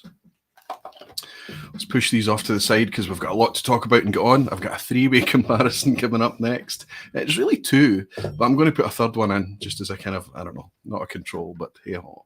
Wasn't the Fetter Cairns 16 you enjoyed a Palo Cortado? Okay, one of the Fetter Cairns had some Palo Cortado in the mix, Dave. But yes, Palo Cortado has been involved in Fetter Cairn. I've got one bottle left and it's still sealed, and it's one of those special occasion ones. It was probably from about 7 or 8 years ago now. Deanston brought out a 12-year-old Palo Cortado, and it was at cask strength. It was fairly inexpensive when it was launched. It was about £55 or £60 or something. Expensive for a 12-year-old Deanston, but when you tasted that, my goodness, that Palo Cortado not only brought a lot of those really quite bold and nutty, interesting fruit notes from that cask, but it also brought an occasional umami, savoury, when the nuttiness just goes so far that it becomes a wee bit more nutty and a bit more umami and savoury. I just loved that whiskey, and it made me realise that I was going to seek out Palo Cortado. The clay, says Whiskey Weekend Dramharrow, green label is Palo Cortado. Indeed it is, and it's a good whiskey for its age, and indeed I agree with you, it absolutely is. Chris Pollack is saying Royal Bracklet 18 has also Palo Cortado. Exactly, absolutely spot on. It's not common, but there are some out there. The reason that it's not common is because sherry producers can't design Palo Cortado. They have attempted to mature sherry with a yeast floor on top, and for some inexplicable reason, I've not heard a reason why. I think the industry maybe doesn't even know why or how, but the yeast will just die away and it'll expose the sherry to oxidation, and through that process it becomes Palo Cortado. Palo is stick, and in this context in Spanish it's stick, so the chalk mark is a line, and that's the check mark that they put on the cask. When the flor has died away, they put a slash through it, a cut mark. Cortado is cut or shorten, so they cut that, and that's where the name comes from. So it's cut stick, basically, in a very literal translation. So that's where Palo Cortado comes from, and sometimes it's 1%. Sometimes it's 2 or 3% of the casks, but rarely any more than that. So it is really, really quite rare for it to happen. I wish I knew a wee bit more about it. Maybe that is something I need to spend a bit more time on. But regardless, it provides a really, really interesting sherry cask in my experience. Let's move on to now, unless any of you have been trying to get my attention. Justin Wan, absolutely you have. Mika's been celebrating being I did pick up that one, didn't I? But Mike Godwin has also been celebrating being a member of the Aqua Vitae Baflies. I think he's just picked one up. He's just joined. Maybe he picked up one of Wook's memberships. Thank you very, very much. Justin Wan is saying, can we vote Linkwood up in the Dramface poll, guys? Justin's obviously a Linkwood fan, and he would like to see their placing climb up a wee bit. I've got the link in here live. We will take a snapshot when it hits 1,500. If there's people waiting to lift that up, get into the link, place your votes, try and get up to 1,500. I'll try and tell you where it is right now as we speak, rather than me guessing. Let's open that up and see where we are. Well, yeah, I was close enough. 1,426 people. So another 74 people sign up. Let us hit that 1,500 mark on the Dramface poll, and we'll release it and let everybody see where the votes fall. It's going to be interesting to see if there's any movement there. But Justin Wan's obviously keen for you to vote for Linkwood. Vote for what you're enjoying, what you're loving yourself. Danny Williams has bought me a dram as well. See, I'm on my way back from an SMWS tasting to make Roy smile and subscribe. Like and subscribe. Yes, thanks to everybody. Only 43 likes in so far. That's maybe just based on my performance so far. But I forget to hit the like button too, and it does make a huge difference. It's a huge difference to people watching. It makes a huge difference to YouTube. And as Daniel says, it makes me happy too. So if you want to hit the like button, I'd be very, very grateful. Thank you. I'm going to move into a distillery now that I consider, for various reasons, a distillery that's somewhat sleeping for the enthusiast. I say sleeping because I have not walked away. I remain hopeful that there will be ways for us to interact with it again in the future, maybe just not the ways that we originally expected. Talking about the Isle of Skye's Talisker, coincidentally on a day that Dramface, and this was not planned in any way, I didn't even know that was going to be scheduled for this Thursday. Coincidentally, when a Talisker piece goes out on Dramface today. Fantastic piece, a Doogie Crystal piece. And he's speaking about a whiskey that I'm going to share with you tonight. He's speaking about Talisker, X Parley, one of their special editions. I've got it to talk about tonight, and I want to talk about Talisker because in much of through the same lens that a lot of the Diageo distilleries, Diageo's distilleries remain amongst my favourites. I love the distilleries, I love the places that they make the whiskey, and I love the malt that they make. Their commercial decisions and the way they interact with their market and their customer base is just unintelligible to me and most of our community. We are simply left just aghast at just some of the crazy decisions. And it's often to do with false, contrived, misjudged, clumsy positioning. So do we turn our back on the distilleries? There's Justin in shouting for Linkwood. He still loves Linkwood, but I guarantee you he's not in love with Linkwood because of the Flora and Fauna release, the only official Diageo release, or the occasional special releases for Linkwood. He's in love with Linkwood because he's been able to fall in love with the spirit through independent bottling. It's true for so many Diageo distilleries. But we hear that the drawbridge has been pulled up there and they're not releasing what they used to release. Okay. It's their own business decisions. We've also heard that they're not providing malt from Port Ellen like they once did. So some of the distilleries on Islay and further afield, such as Tobermory, they are not, the cameras, try not to, they are not they've had to find other sources for their peated malt. Jura, even. It's just strange that that's going on. Regardless, there's maybe real justified reasons for it. It's not protectionism that's happening at Diageo. It's because Port Ellen's come on stream and it needs peated malt now, and the capacity is higher across their distillery, so they're going to have to look after themselves, and that makes sense. But when we go out and we want to connect with Diageo products, not often do we see a huge lack of transparency, even on the whiskies that we love. A huge lack of transparency. We see a very, very conservatively old school minded approach continuing with their whiskey. No interest in kind of being a wee bit more transparent, being a wee bit more modern about the product, but just doubling down on stories rather than action. What's worse is the pricing when the pricing comes into it. Nothing more obvious than, and look at how much is left of my Talisker 18. I'm not in a hurry to go out and replace this. Absolutely not. I was quite happy to have it when it was 75, 80 quid. For an 18-year-old Islay Sky Talisker, you know, that is arguably you would expect to see that in 2024 up at 95, 100 pounds. It wouldn't be a surprise, right? So let's pop a wee bit of that in the glass, because I'm going to put it up against a much more recent release that's an official release. This is their Talisker X Parley. I suppose I should be talking about the people that put these whiskies in front of me, right?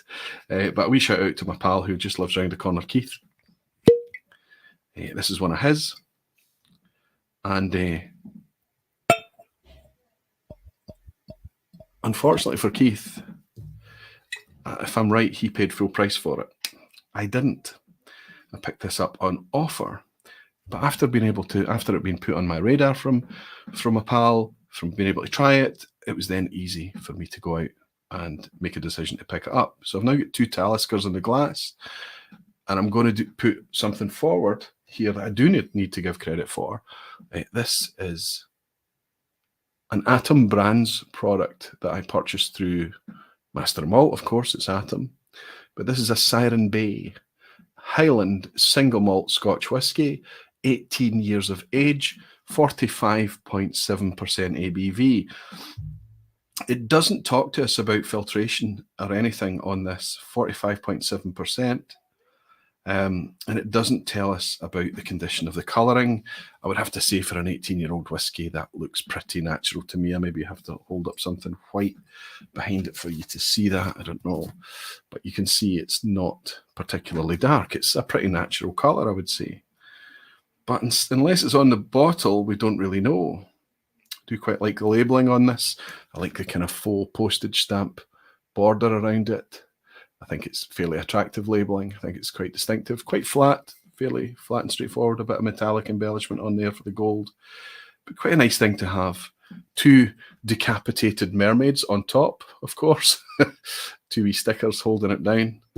I guess it's supposed to be like that when it's on the shelf. But what we have here, I didn't pour a glass of that.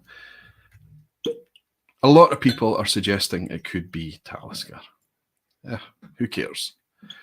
Some folk out there thinking it's something else and something else and something else. But at 18 years old, you know, it is fairly limited. It doesn't even tell us that it's an island distillery on there. Talisker Bay, Siren Bay, it might be hinting towards that. 45.7% ABV instead of 45.8. It might be hinting towards it there. I don't know.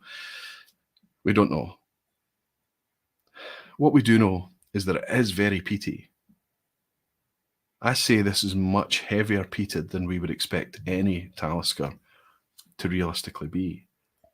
A wee drama from Graham Young saying, cheers, Roy. The thumbnail for tonight had me, but what a great time and such amazing community in here. Happy cat here. Fantastic, yes. Apologise to everyone for the clickbait of the Highland Q for tonight, but I wanted to illustrate something that was a bit of a sleeper, a Highland Q sleeping. Who could beat that? Or a dozy looking Highland Q at least. Cheers, Graham. Thanks to you, my friend. Thanks very much for your dram. Cheers, buddy.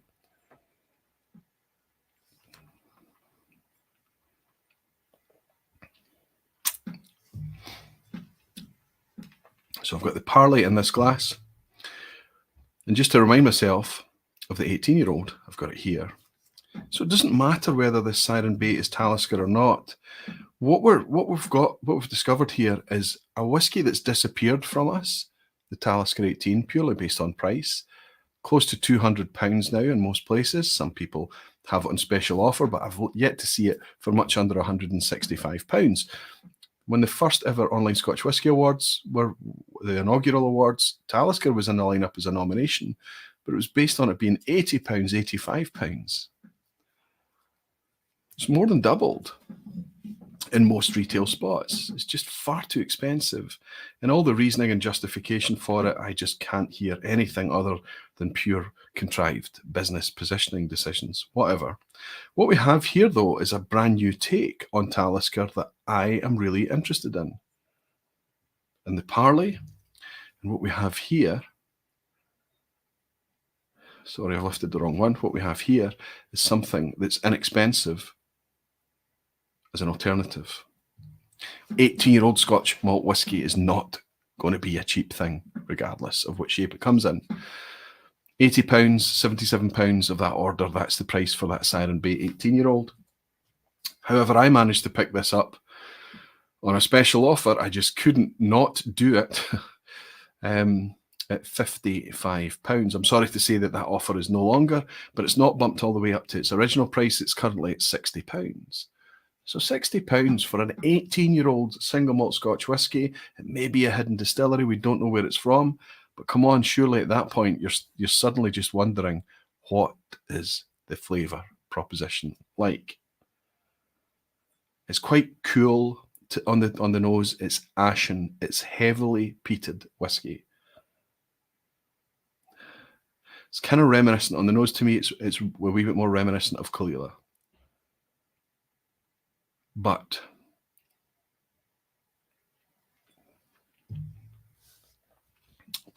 I think quite apart from the presentation, what people are interpreting as hints on the labelling, what's making people think that this could be Talisker is that Talisker has got a famous dry, salty, peppery catch on the finish. There's a kind of a peppery dryness to Talisker. It's most apparent on their 10-year-old. And I think that this exhibits that. It's one of the things that gives away the peatiness of Talisker. Most of the time, Talisker is a bit lighter peated than the Islay equivalents, I would suggest. There are heavily peated Taliskers out there, of course. If I nose the 18-year-old Talisker, virtually no peat. Certainly none of that ashen peat that I'm picking up on that 18-year-old Siren Bay. It's really quite much more rich, much more decadent, of course.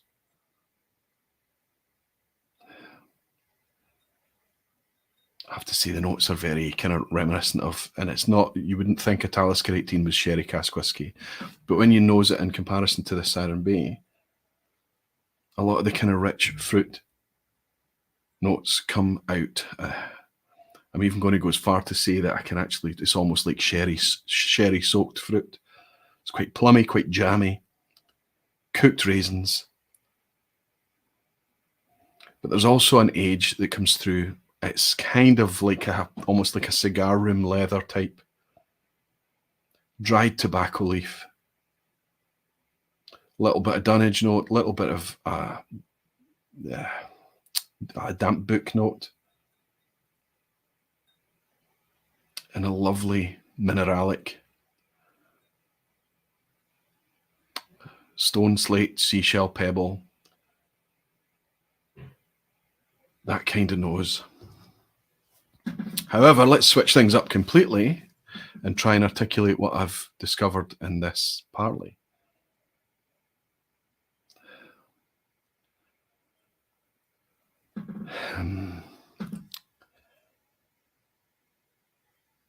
It's sweet and unique. It's cleaner, fresher, brighter. Very quiet on the smoke compared to this. Yeah, definitely. But there's smoke in this, and it is a wee bit ashen, but it's kind of distant. This Siren Bay is heavily peated. This Parley has this lovely kind of lime, sweet lime creaminess to it, and a wee bit of waxy nail polish,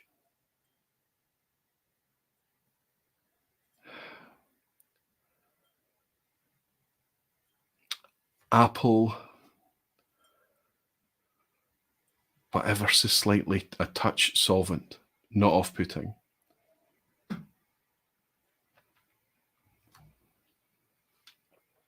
Sweet, sweeter than you would expect any Talisker to rightly be. Lovely and oily, lots of oils, lots of what is really nice, really quite nice coating, and a limey nature to it. A mineralic nature is there too. So that Parley is really, really interesting. I'm going to get to the price in a second because it's like the last comparison. It's what it's all about.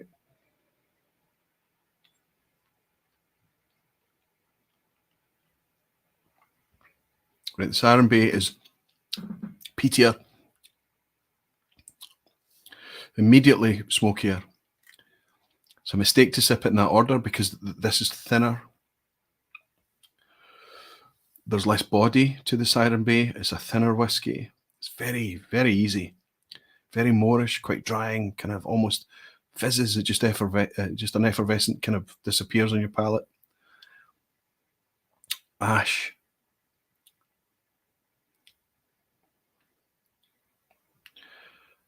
What we're talking about, though, are two. This is non-age statement in the Parley, and this is an 18-year-old at £80. However, as I've said to you, I paid 55, and you can still pick up at 60. An 18-year-old at £60. This is £80. But again, in Bezos's big blue warehouse of bargains, we were able to pick this Parley up. And I'm not going to mention to my pal, £45, half price. This is the thing that we cannot fathom about Diageo right now, or any of its products, or what it's doing with its brands. Lagavulin is the whiskey that's constantly on sale. Talisker 10 is either £50 or £25. So wherever we buy Talisker 10 from, we've been taught to not buy it at £50. Just wait until the offer comes up, which renders it a £25 bottle of whiskey. We're talking about the Isle of Skye Talisker, 10 years old. It's just a mess. It's an absolute mess. It's too cheap. What's wrong with just pricing it fairly and keeping it there? I have to look at both of these whiskies and judge them based on them both being somewhere in the order of £80. And I think that both of them, they struggle a wee bit in certain respects. This is an easy drinking whiskey, potentially danger whiskey, 45.7%, 18 years old, very moreish. I did not uncork this tonight. I'm familiar with this whiskey. I've had a few glasses of it, and I tried it thanks to a pal before I compared it with you tonight. I have to give a heads up to this one. This is, if you listen to podcasts, if you listen to the Honest to a Malt podcast on whatever podcast streaming service you listen to podcasts on, type in Honest to a Malt and you'll find it. But Duncan, so I don't know if Mike and Duncan are in here. They're sometimes in here hanging out. They're constantly talking about this Siren Bay. They put it on my radar way ahead, way before I'd even seen a bottle of it. Seen a bottle in the wild, you get to try it, and you say, oh, okay, that's interesting. £80 you hold off, £75, £77 you hold off. When it drops to 55, there's nothing to talk about. You try it out. Know that it is fantastic value whiskey, really fantastic whiskey. And if you're interested in a kind of peaty, and it is quite heavily peated, and there are more heavily peated Islas, but it's up there. It's quite peaty, quite smoky, and quite ashen too. There are lots of really nice things going on in this. The biggest plus it has going for it is its drinkability, I would suggest. The moorishness, the fact that it is quite drying, light, effervescent, almost ethereal. It just disappears, so you want to immediately go back for another pour. So £55 you can tango, right? That's good stuff. But when it's 70, 80 pounds, I don't know. It's less of a sleeper. 55, 60 pounds, it's absolutely a sleeper. This Parley, really unique, completely different Talisker.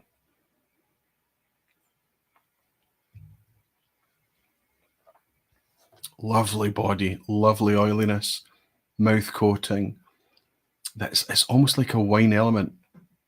And it's, sorry, I haven't even mentioned, it's surely brought about by cognac casks.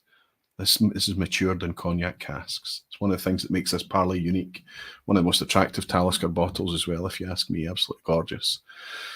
Parley is a green environmental initiative to clean up our oceans and to encourage reforestation of ocean flora and fauna, that kind of thing. Regrowth of ocean flora and fauna. I don't know how much I buy into that. Talisker are donating £3 a bottle, which is amazing. £3 a bottle, Diageo, that's fantastic. I should be able to do that in my head. What is that, £54,000? £54,000 because there's 18,000 bottles. It's not really that big a deal for Diageo, is it? It's almost like it's one of those gestures that they might as well just not bother doing. If people are going to criticise how small it is, why do it at all? I suppose it's better than nothing, and they should be applauded for doing anything to raise the profile of a really quite worthy environmental charity, right? But it's like what they did with the Jane Walker a few years ago. I mean, it was like the minimum.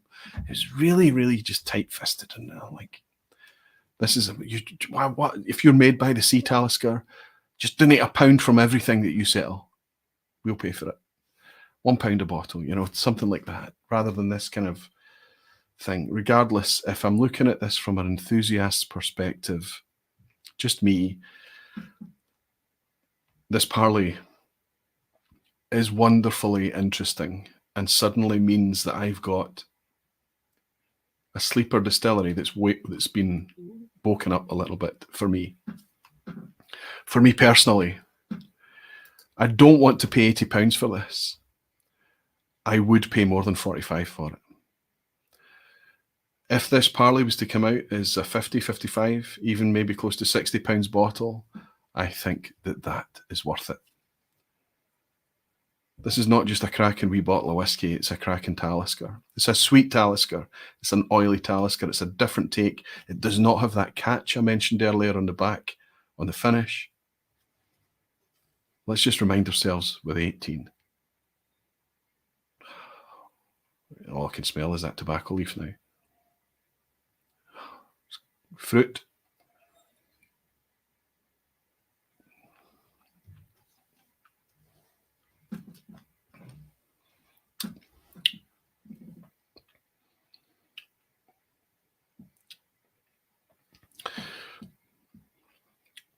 Excellent.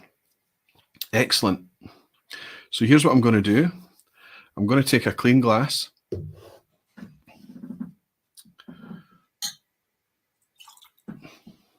I cannot make up for age. I can't. But let's take the 18 years of our Siren Bay and the oiliness and fruitiness and depth that we've got in our X Parley, the Talisker, and let's just pour them into a glass together.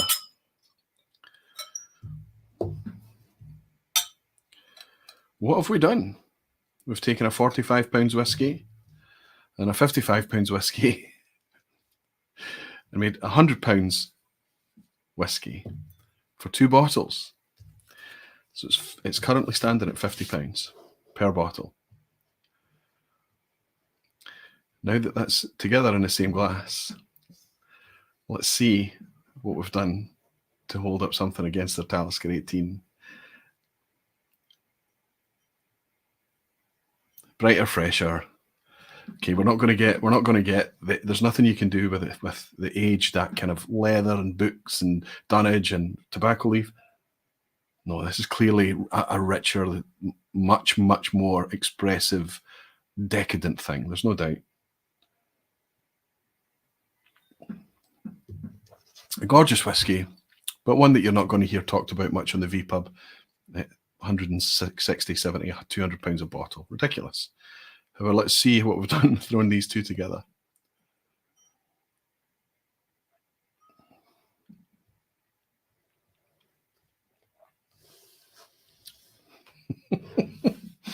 Try it yourself, please. There are elements missing from the 18. What we've got is this.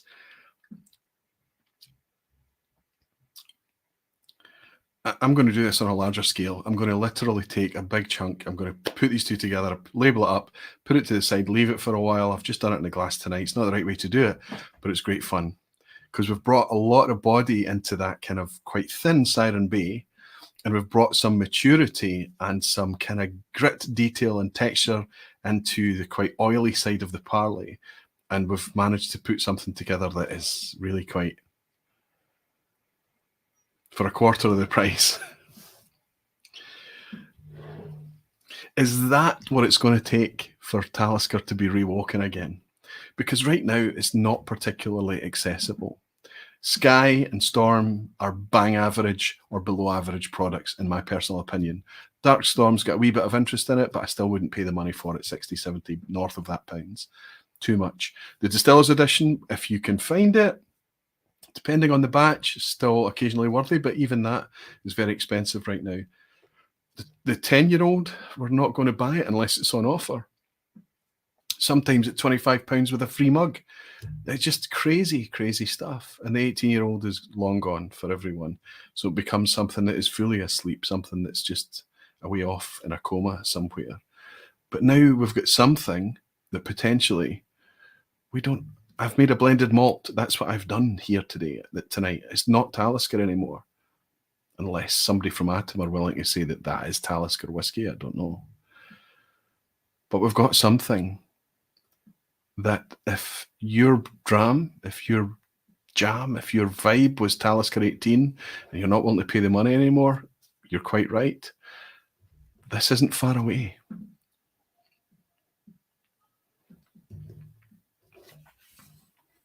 Not far away, just a bit of fun. Anyway, 2 more whiskies tonight. How are we doing on time? 1 hour 42. Roy, what on earth do you do with the time? A dram's come in from my pal, Eric Cunliffe in Canada. I managed to meet him just a couple of weeks ago. He was over here for the Springbank School. We got to hang out, eat some good food, chat together with Danny Keenan and Peter Lee. It was a good night. Thank you, Roy, Peter, Ali, and all my Barfly friends and the entire Springbank team for the most magical visit to Scotland. I can confidently say Scotland feels like my second home now.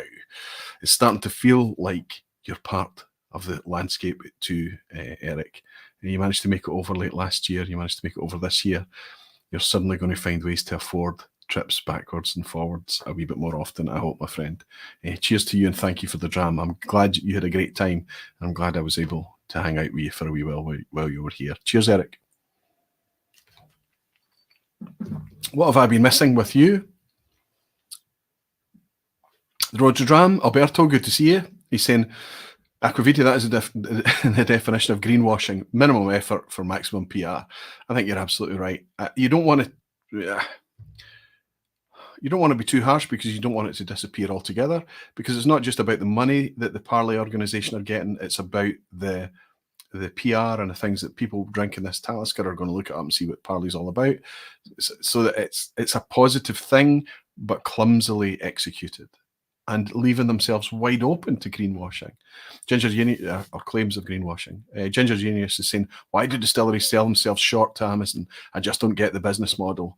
That's right, because it's like multiple supermarkets. They are not selling based on RRP. They're selling based on the volume, and it's always done at the discount rate. Now, it may be that Amazon are selling that below wholesale, but I doubt it. I really doubt it. Gene Kelly's saying, for the money, Talisker Storm is the better choice. Available locally at $46. Gene, that's probably about 40 quid. We can get it for that price, yes. I'm glad you're enjoying it. It's not something that I'm always excited about.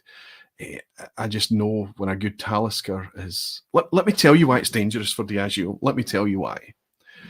It's for independent bottlings of Talisker, it's very, very rare. It's so tightly controlled. They do exist.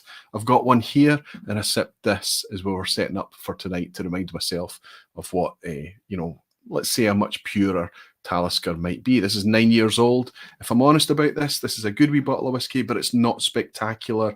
It does taste like a 9-year-old Talisker. Talisker's real threat comes not from Talisker or independent bottlings of Talisker. Talisker's threat comes from this, because this is fantastic. I opened this in a very recent vPub. Do you remember? Look at the level of that. What betrays how much I'm enjoying whiskey, maybe how much you're enjoying whiskey too, I hope, is often not your memory of the whiskey or how you articulate the whiskey or how you score a whiskey or how you write or share or whatever. It's about the level in the bottle. The whiskies that you don't reach past drop faster than the ones that eventually, through shuffling about on the shelf, make their way to the back of the shelf and get forgotten about. And the level stays intact. This keeps popping up in conversation. So you bring it out and you say, try this, it's amazing. That's the best Torabhaig that's been released to date. Only 9% sherry casks in there. But my goodness, does it lift it? Does it add a depth? Does it add a richness? Does it add a new dimension to what we've already been enjoying from Isle of Skye's Torabhaig distillery? That's the real threat. Talisker need to set their stall up to stop being so fickle, so volatile, so all over the place, so difficult to connect with. It's a relationship that's difficult for us to put any trust into, to steady things, to make their messaging much more clear, and to go forward and build on, 100 and something years worth of history, right?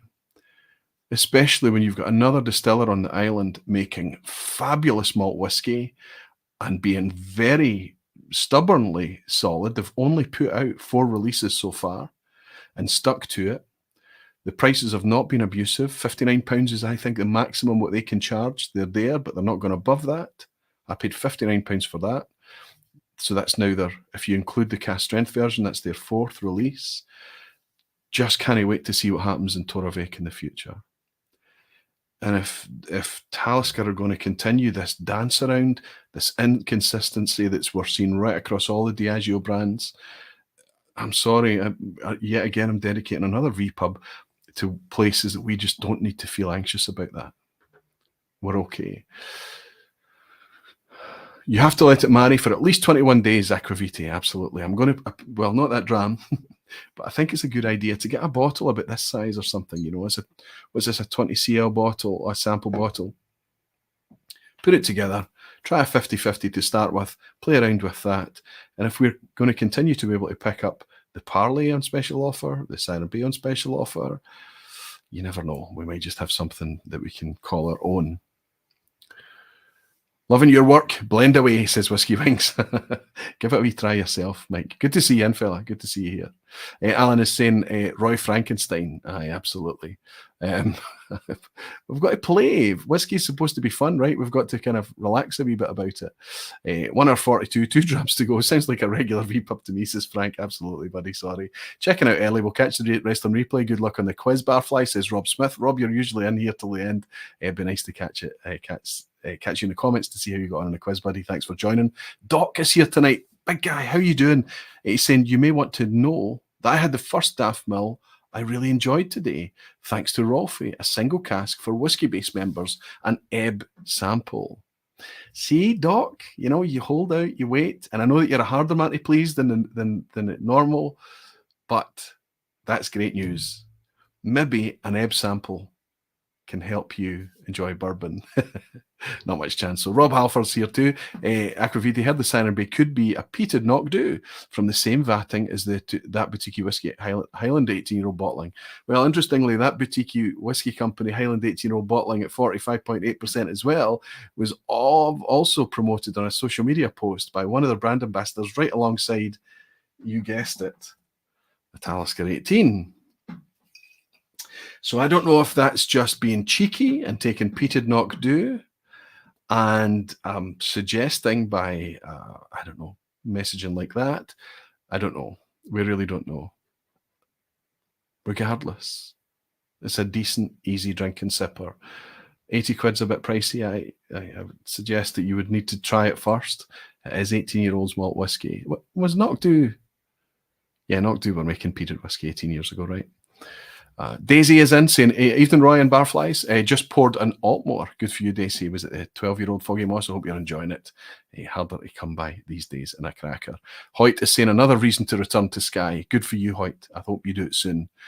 Look at the Doogie review on Dramface today and his photography of the island. Your jaw will drop. It's just gorgeous. Anthony McGee is saying, I picked up a Talisker 18 before the price doubled. It's very nice, but I will not make a repeat purchase. Who is buying it these days? Well, the retailers are embarrassed about it. They don't even stock it anymore, or it's gathering dust on the shelf. Tourists are buying it, or people with deep pockets that don't really care, I suppose, or people that aren't invested, I guess. Mika is saying, my Talisker 18 is a 2018-year-old bottle and about a sixth left in a bottle, so about 6 years open. And now this starts to remind me of Talisker of old. Duncan has bought me a wee dram to say, thanks, Aquaviti, for the honest to a malt pod shout. Relieved to hear you also consider Siren Bay is quite Talisker-esque. Cheers. Thanks, Duncan. Thanks very much to you, buddy. I didn't appreciate that Duncan was the Duncan from Honest to Malt podcast. Good work, boys. Keep it up. It's always great to have more whiskey content out there, especially the content that you can listen to as you're in the car on the school run. Dave Barnes is saying, not giving up, Aquaviti. And Olga is saying, whiskey is definitely to enjoy and have fun. Olga, good to see you in. And Dave, it's always good to have you, buddy. You're staying awake until the end. Almost.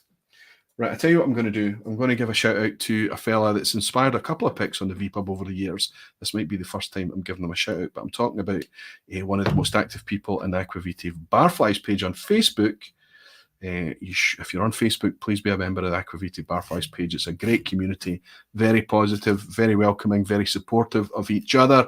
I don't care how green you are in whiskey, how experienced you are in whiskey, you've got a spot in that community. They're wonderful people. But one of the guys in there is a fella called Graham Mack. Now, I had spotted this bottle around over the course of the last few years, intrigued by the fact it's Tomatin, and intrigued by the fact it's in a Fino cask. I just never felt confident about pulling the trigger. Do a Google search on reviews for this. Of course, it's on Whiskey Base. Absolutely lukewarm reception on Whiskey Base. You know, people just get not too excited about it at all, just kind of meh reviews. So I'm not getting much confidence there. And then one day, very recently actually, up pops a mention from Graham Mack saying that he's replaced his bottle. He loved it so much. Maybe even the second time he's replaced it. Wouldn't it just so happen that there's an offer online and I see the same wee green label? I see that it's the same 2006 edition that I've spotted a couple of times, sometimes with dust on the bottle, on retail shelves, and never pulled the trigger at, like I say, 65, 70 pounds, I don't know. But I picked it up at that price online and decided just to go with it. So I've poured a wee drop of this Fino. Now, why would I just see Graham Mack say, yeah, this is a good pick?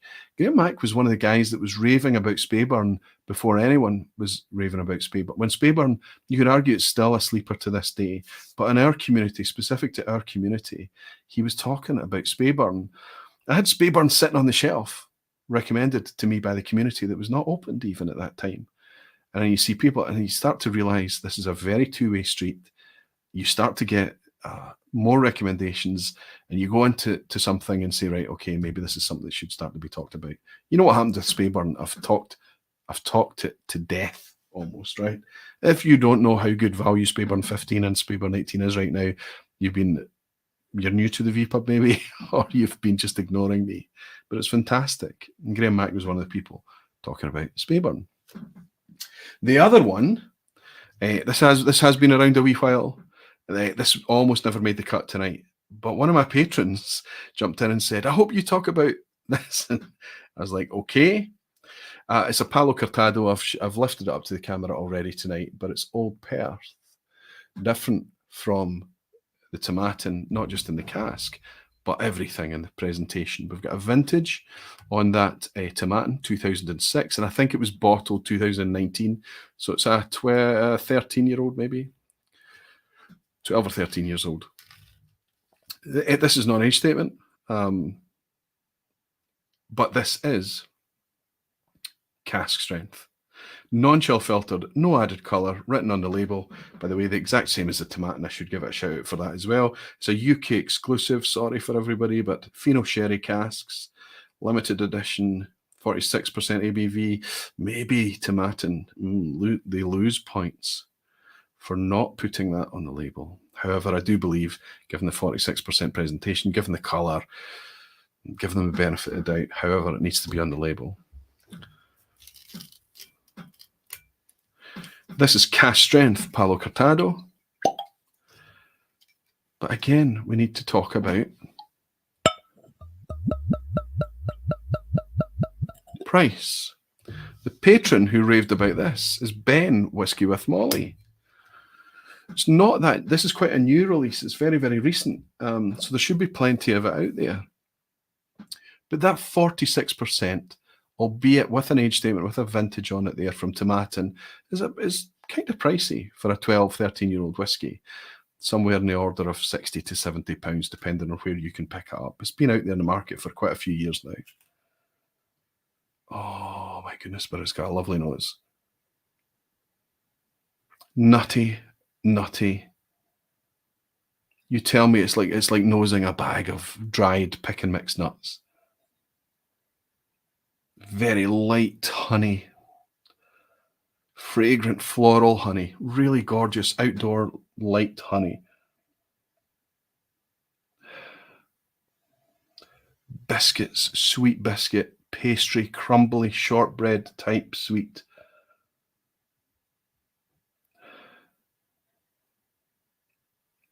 Floral. I'm looking for fruit.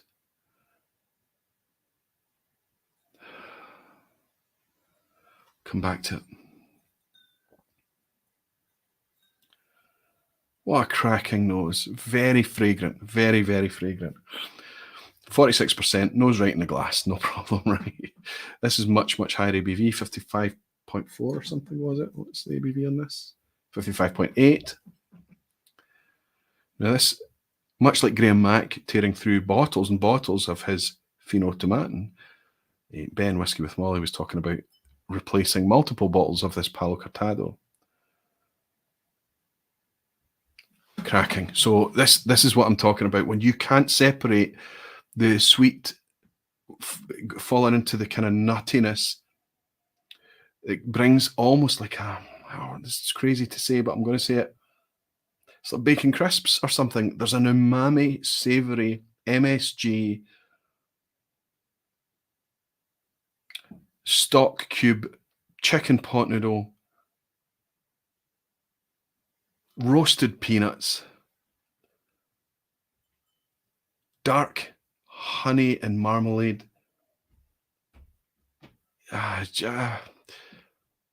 This is much, much higher ABV. I bet where we drop of water in this, I think it would just blow it up. I'm going to try it without water too, though. Wow. Two cracking, fragrant, aromatic noses. Let's go back to the much lighter one. It's crazy how nut forward this is.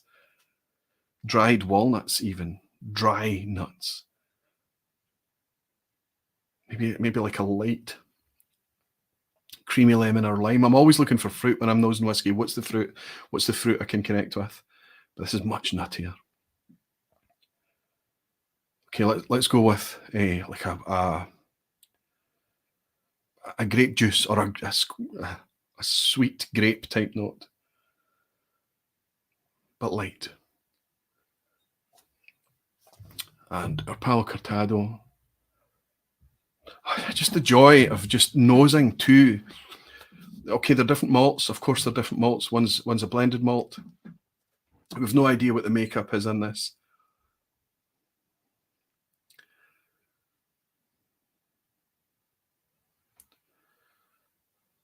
It's all very generic, 55.8%. But just the joy of nosing them side by side. An idea that maybe that we're not separating the distillate, or we're not separating Tomatin from anything else. What we're doing is just trying to imagine what of these flavors, what of these aromas, what has come from that original incumbent. Like the cognac on the Parley tonight, like the Madeira on our Murray McDavid and our Tomintoul. Things that can wake the whiskey up. Right, I'm going to go with the softer one first.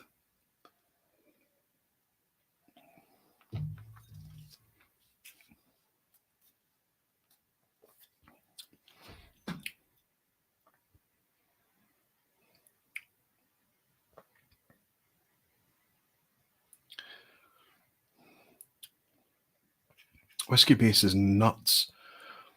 I love whiskey base. I use it every day. I use it religiously. I'm using it for data, for specs, for opinion, but the scoring is bizarre sometimes. Same as if you were to read a review on Dramface or anything. It's a snapshot. It's one person's opinion at a moment in time, everything. But that is just... I've had some great Tomatins in my time. Really fantastic Tomatins.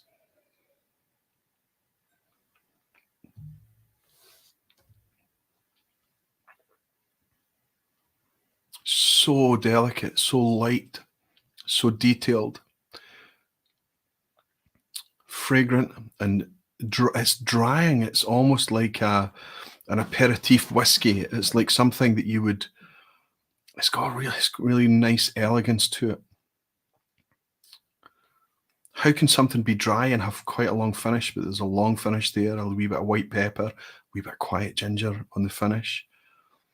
It just kind of, it hangs around. Superb. And we go for, what is this, our 8th or 9th whiskey tonight? Saturated palate, 55.8%.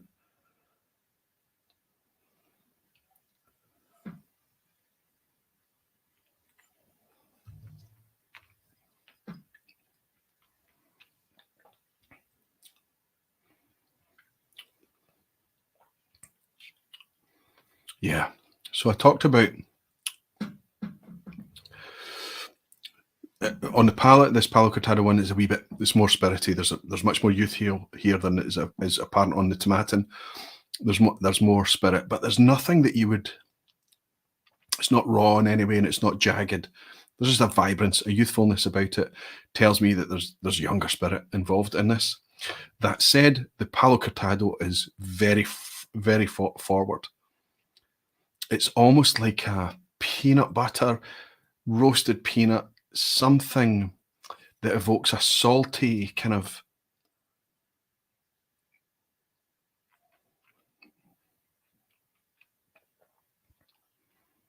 Did I say bacon? I said bacon crisps, didn't I? I'm going to put a wee splash of water in this. Just see what happens. Give it a wee minute. Big hit of black pepper. Freshly cracked black pepper. Sometimes that happens when you drop... and this is just... This is like a florist. But nuttiness. Nuttiness. My goodness. Okay, what have I missed? You guys chat amongst yourselves. Jimmy Legg is in tonight. Jimmy, I don't think, how can I have spent 2 hours and I've not managed to pick up? Dave Swift is saying frazzles. Absolutely. It was just, I don't know if that is the right, but it is. There is a saltiness and a savouriness Leo Judkins is saying I really had a sampler of that Old Perth with the previous bottle of Arna that I bought. I think I recommended it to the whiskey friend, and he reviewed it earlier this week. Blends trending again. Oh, wow. I didn't even pick up Alan's review. So if there's somebody else interested in another opinion, the whiskey friend on YouTube, go over and see what Alan had to say about it. Cracking. Jimmy Legacy, he's been a member for 49 months. Seems like you like whiskey. Maybe I'll give it a try. Good for you, buddy. Spend less time nosing, more time sipping. Jimmy, it's wonderful to have you, and I can't believe it's the first time I've picked it up. Justin is saying, I think it was Tyree, one of the Dramface writers he's talking about, who suggested that the scoring on whiskey base is really irrelevant. The opinions may be more valuable, but isn't that always the case? That's what we talk about in Dramface all the time. You take that score and run. That's why we put it at the top. If you're here for the score, let us make it easy for you. Off you go now. But the people that will really get the value out of Dramface are those that take the time to read the context, understand everything else, what's it been sipped in contrast with, how experienced is the writer, how are they interpreting it against what's their reference. Everything is part of the process. It's so much to do with the subtlety, the nuance, and the context. I was very late, Aquavite, surprisingly. Is that why I've missed you, buddy?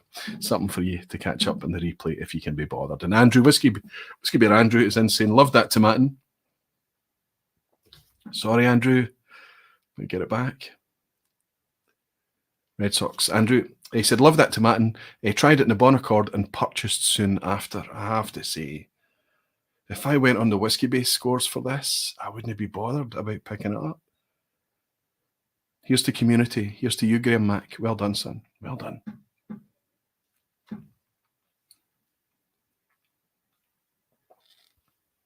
I'm going to go one further on this. This is a UK exclusive. YouTube doesn't see borders. There's people in here from all over the planet. I struggle to come up with something that you could try that would be similar to this. It's kind of reminiscent of some of those kind of distillery exclusive single cask handfill type Deanstons, often from Fino.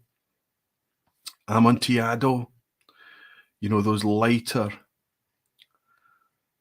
Manzanilla, no, something like a light Manzanilla, Amontillado. It's a bit like that. I think some of the whiskies have been fabulous tonight. I really do think that that Benriach is going to be super interesting to see how that butteriness, that weight, that body, that heft of that spirit, despite it being just kind of ex-bourbon for only 8 or 9 years, how that plays out.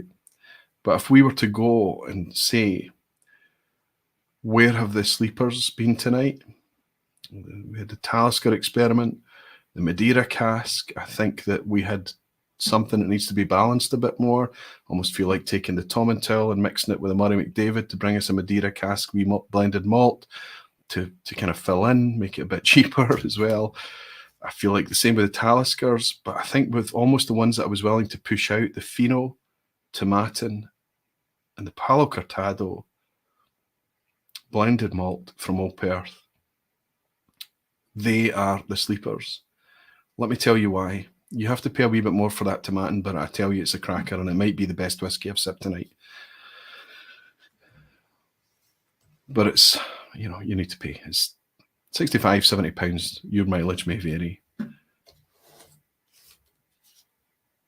This Old Perth is cask strength, 55.8% ABV, and I guarantee you're going to get it for less than £60. Cask strength.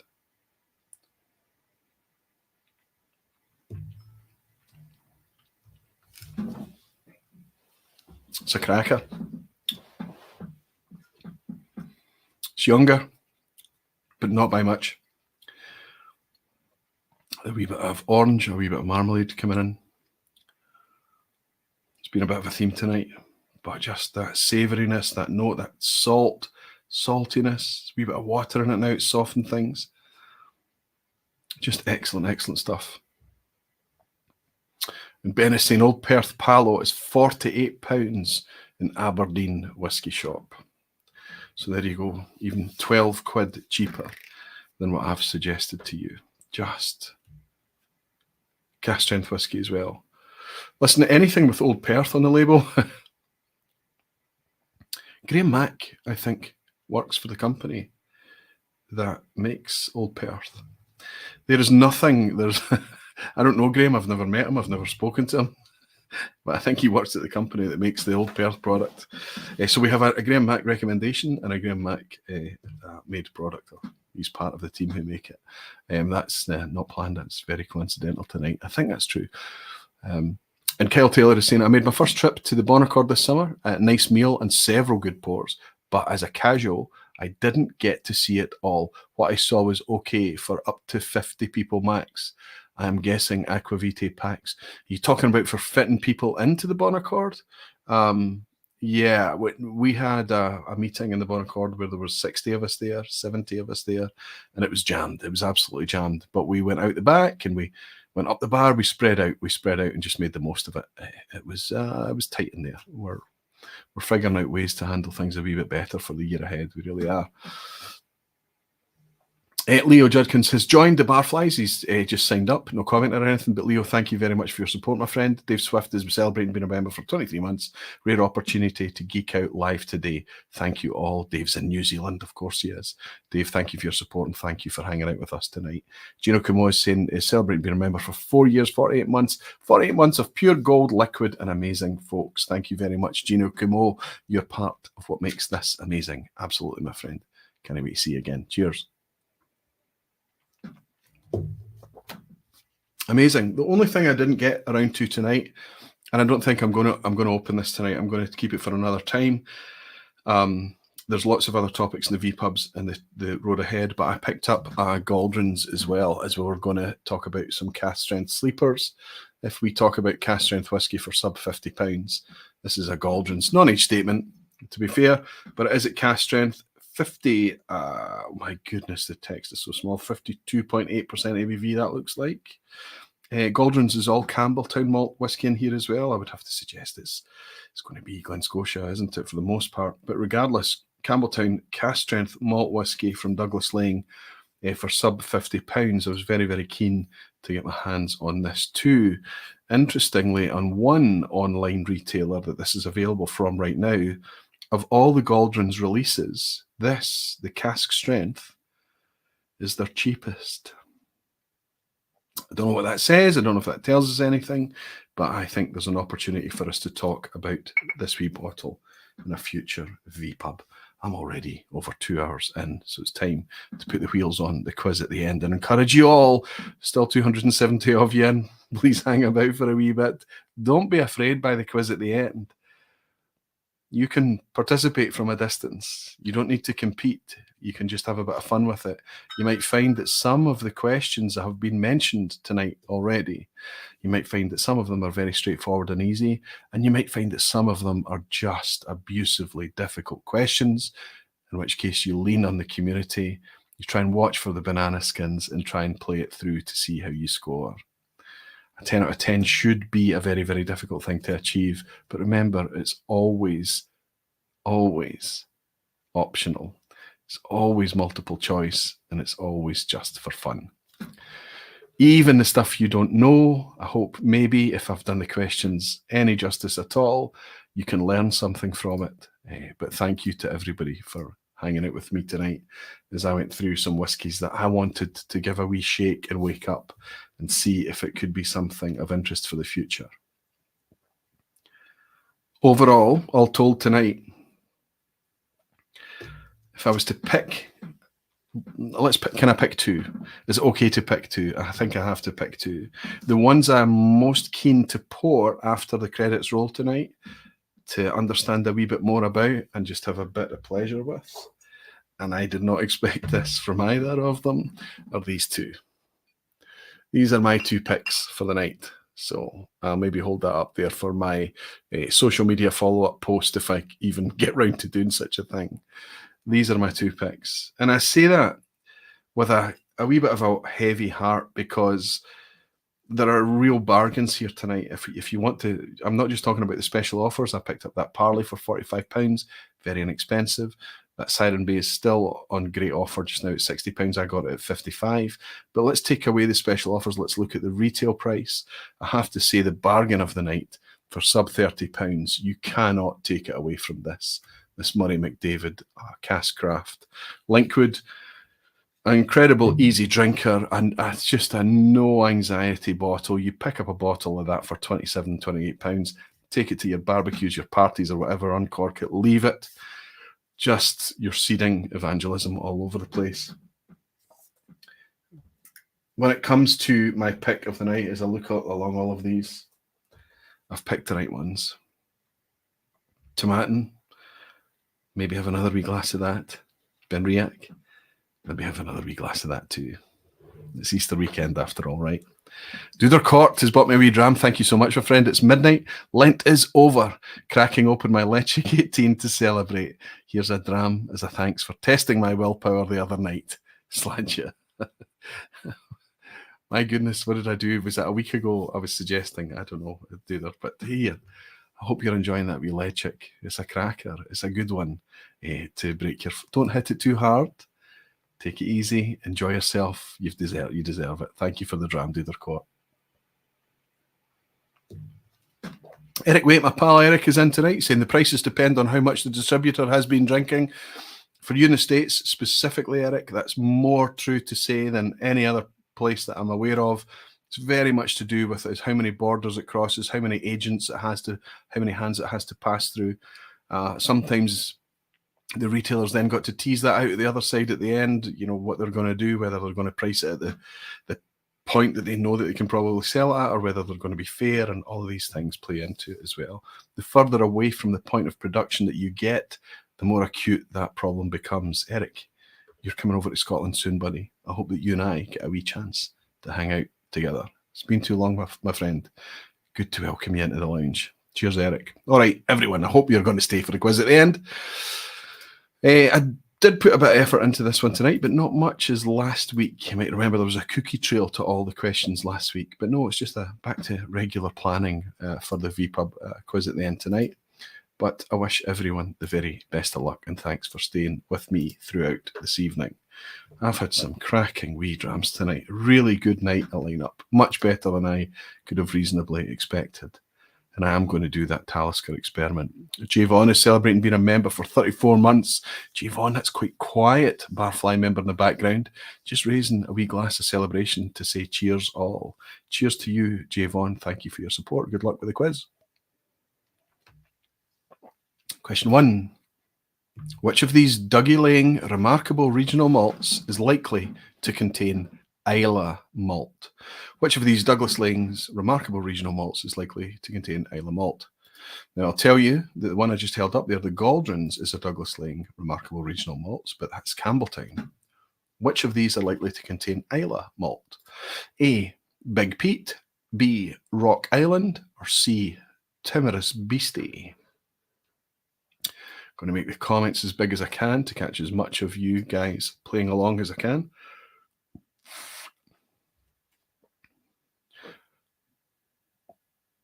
Lots of offers. Ben's just spotted another Glenmorangie on offer at Aberdeen Whisky Shop as well. A lot of offers right now on whiskey.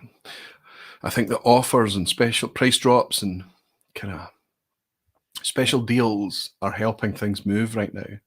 Rob Halfors is saying it is likely a trip up. Oh, Rob, there will be potential banana skins ahead of us tonight, buddy, but the first one I'm usually trying to be a wee bit kind with at least, right? Craig G is saying A and B. The vast majority of you are going with A because, of course, we're saying Big Pete. You're absolutely spot on. But a shout out for Craig G for spotting out that Rock Island also is likely to contain Islay malt too. In Rock Island, it'll tell you around the label where the malts have come from. And it often, obviously, in fact, in my experience, on every occasion, it'll tell you that as an island dram, it's going all across the island, regardless of region, and it'll put some Islay in there too.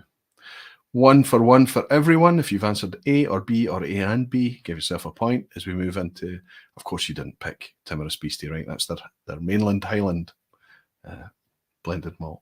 Question 2.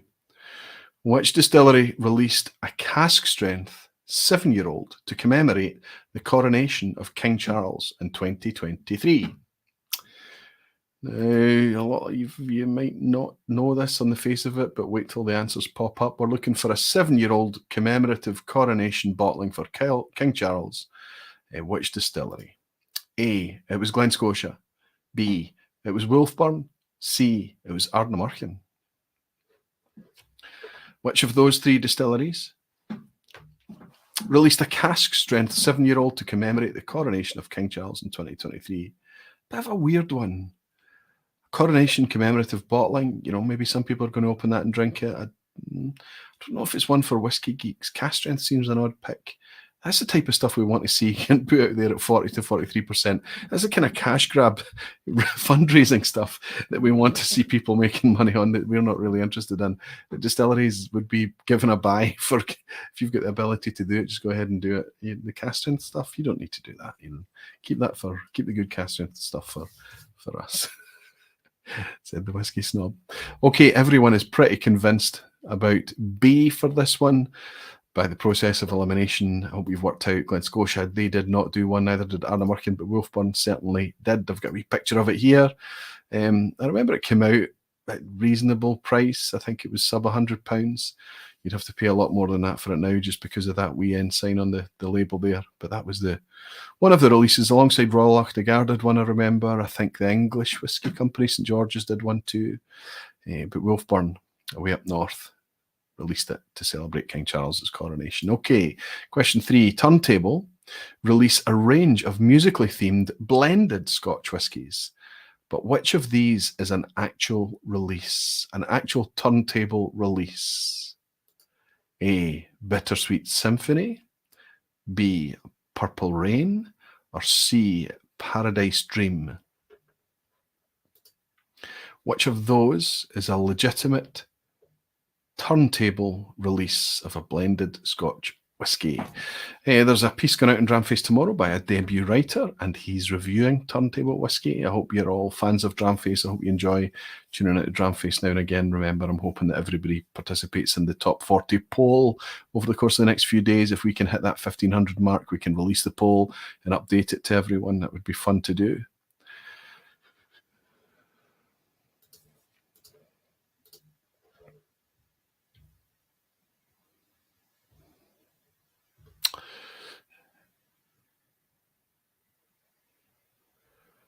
Oh.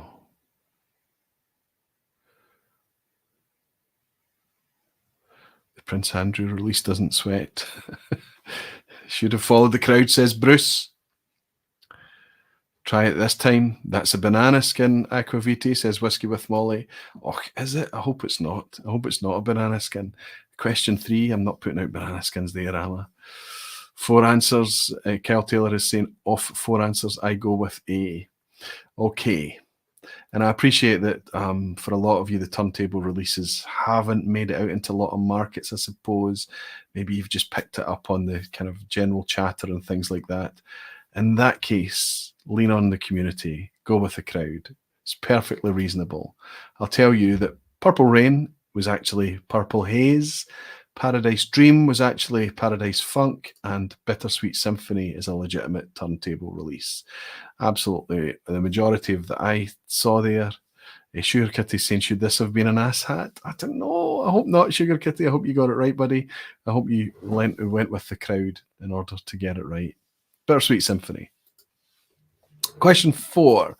Which of these distilleries is back in production after suffering demolition over 20 years ago?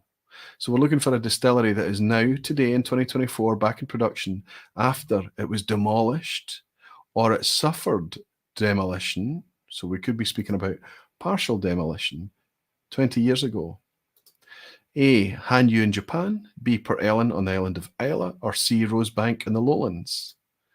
Which of those suffered demolition 20 years ago but have now been brought back to life?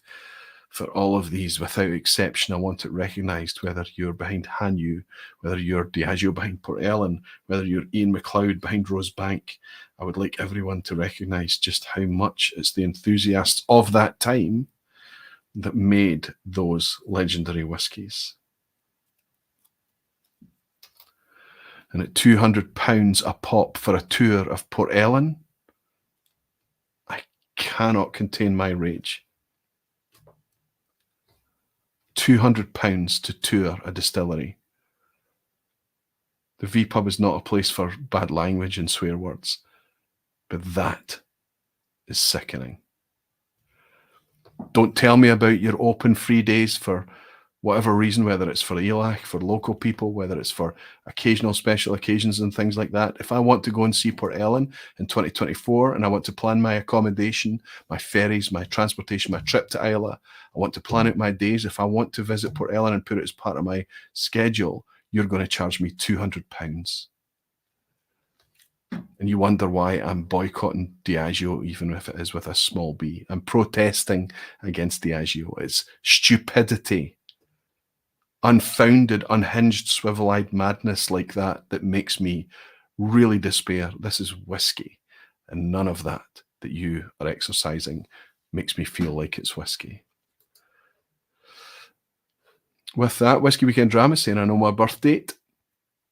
It says, Harold, 40 years. Jimmy Legacy, and I paid 250 tours to tour Springbank. It was a life-changing event as well, wasn't it, Jimmy? And you can go into Springbank and get a very inexpensive tour and have a wonderful time. I do recommend that you do what Jimmy did and premiumize your tour. It will be wonderful.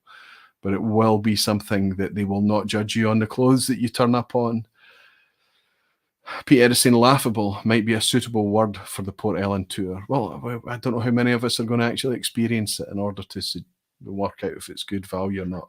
But I can tell everybody, it doesn't matter what you're answering here. This is a freebie for you. Hanyu, Port Ellen and Rosebank were all demolished or partially demolished over 20 years ago, and they have now found new life today.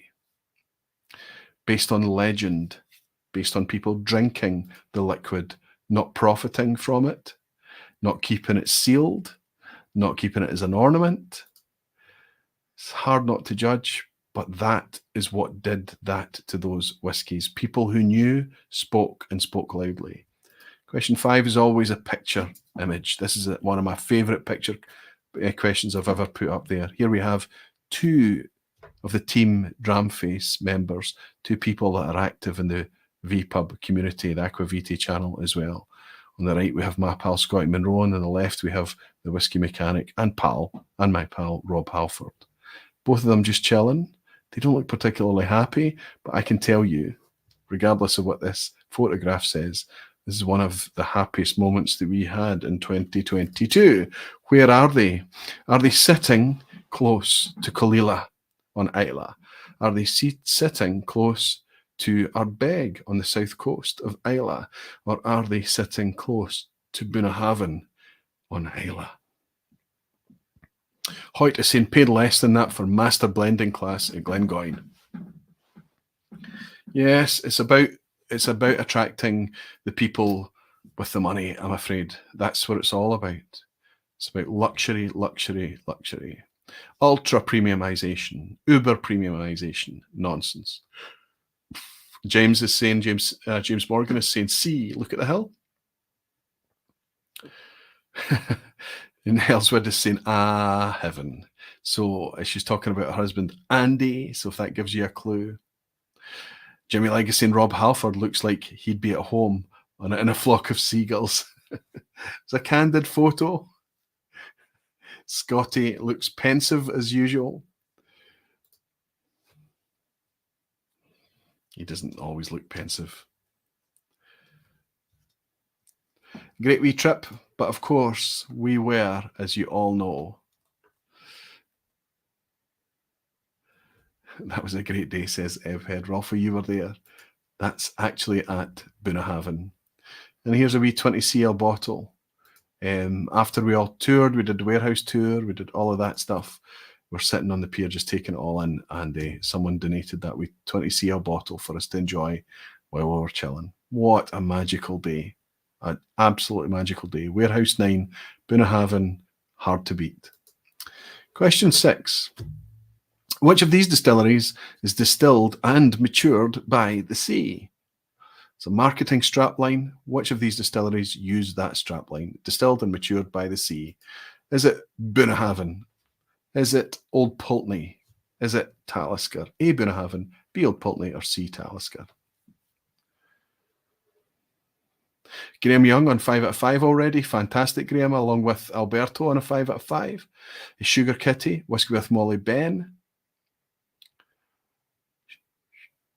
Andrew Pears, good to see Andrew. Whiskey Weekend Dram, 5 out of 5. Chris Barlow, good to see Chris, and 5 out of 5. Simon in New Zealand, 5 out of 5. Gino Camo, 5 out of 5, along with Terror Tower. That looks like a new name. Welcome. Congrats on the 5 out of 5 with Chris Pollack. Bruno Martins, Bruno in Portugal, good to see you. And Desi over in the Netherlands is on 5. Ted Brooks, Justin Wan, Hellswood, 5 out of 5. Lots of 5 out of 5. Lots of people keeping it together for the first half. I can tell you that distilled and matured by the sea. Justin Wan, what a dig on Talisker. Haha, absolutely. Absolutely. Bunnahabhain is westering home. Talisker is made by the sea, but matured elsewhere. Sorry, it's not cool to do that. Talisker's a fantastic distillery.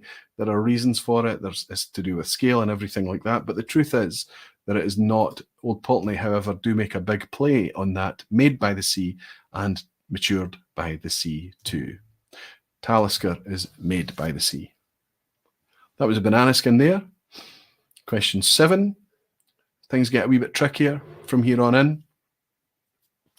Adelphi release a periodical expression called the Glover. What is it? What is the Glover? From Adelphi. A, it's a blended malt Japanese whiskey. B, it's a blend of Scotch and Japanese malt whiskey. Or C, it's a blended whiskey of Scotch malt and Japanese grain. What is Adelphi's Glover? Blended Japanese malt, a blend of Scotch and Japanese malt, or a blended whiskey made of Scotch malt and Japanese grain. Garrett Galland is in saying, hey, this is the first time I made it to a live vPub. Cheers, Roy, and everyone. Garrett, the fact that we can welcome you here live is a privilege on our part, my friend. I hope it's not the last time. Welcome, buddy. I don't know, it's probably the time difference that's doing it for us, but it's nice to have you here. Cheers. Justin is saying, was quite lost during this vPub, but somehow I still had a great time, Roy. You are a wizard. Justin, you are a pal. Thank you so much. I was, like I said, like I confessed from the very get-go tonight, these are eclectic whiskies that I wanted to share with you and I wanted to open and explore, and they piqued my curiosity, or as I've already mentioned, they were things that you guys, your curiosity has been piqued by. And I wanted to get them out in the open and work out if they were sleepers or not. I can tell you that Glover, like so many of you have nailed, it has split the crowd a wee bit. Some people are thinking it's a blended malt Japanese whiskey. Some people thinking it's a blended whiskey with Japanese grain, but no, it's an Adelphi blend between Scotch and Japanese malt whiskey. Recently, the Chichibu and Ardnamurchan releases, but if you go back, the Glover releases from in history, the first time I heard the name, it was from a distillery that's already been mentioned in the quiz tonight. Hanyu was part of the mix of the original. So the Glover has always been a kind of Scotch-Japanese blended malt mix. Lots of 7 out of 7s still holding strong for Desi, Sugar Kitty, Chris Pollack, Ted Brooks, Graham Fraser, good to see you in, Graham, good to see you in, Ted. All on 7 out of 7. Graham Young on 7 out of 7 as well. As we roll into question 8, a wee bit of a banana skin maybe. Which of these distilleries make a feature of a boat on their current bottle label branding? So on the bottle branding, I'm looking for a boat. Which of these distilleries make a feature of a boat on their current label branding? A, Bunnahabhain, B, Old Pulteney, or C, Cutty Sark? Whiskey with Molly, 7 out of 7. Peter Lee's scoring a 7 as well. Good to see you in, Peter. Good to see you scoring so well too, buddy. Hope your work has gone okay for you today. Duncan is 7 out of 7. Graham Young, 7 out of 7. Boomer is in. Good to see you, Boomer. 5 out of 10 again. You're already in a pass mark. Nothing to fret about. Relax and enjoy. See what you can pick up for the last few. Big Ed on a 5, pass mark 2. All the answers coming in. Jimmy Legg thinking this is C. Lots and lots of people saying C. Cutty Sark was a boat, and yet Leo Judkins. But why the banana skin then? Peterhead Frank, come on, you've been around the vPub for so long. Read the question, big guy. Read the question, my tall friend from the Netherlands. We're going to need a bigger boat, says Craig G. A bigger boat for all the people that have slipped on this banana skin. Cutty Sark does have a big boat right on the bottle label, but Cutty Sark is not a distillery. Has never been a distillery. It's only ever been a brand. Which of these distilleries make a feature of a boat on their current bottle label branding? And that is Old Pulteney. Now I have gone from a place where everyone is loving being in a warm, fuzzy vPub and hating me for putting a banana skin. But all of those easy questions, you have to use those to fortify your confidence and to read and take care of reading the questions. 8 out of 8 for Whiskey with Molly. Phew, last minute change. Dave Swift, damn it. Banana skin, absolutely. Graham Fraser holding on and smiling about an 8 out of 8. 7 out of 8 for Gino saying thanks to Graham, and Peter is saying keep in mind it's 20 past 1 already. Sleeping is the theme tonight. Absolutely, Frank. I wish I could give you a big hug, big guy. I'm missing you, fella. Aye, thanks for staying up so late. 6 out of 8 says Gene Kelly, tricked by the trickster, and Whiskey Weekend Drama saying, wow, it's on the logo. Indeed, Old Pulteney and the label, bottom left of the label, even in the contemporary bottlings, they have a wee boat there. Question 9 doesn't get any easier. Jura has recently abandoned its annual peat campaign. For what reason? So annually, Jura has been making, for a long time now, an annual campaign of peated malt whiskey. What reason have they recently abandoned it for?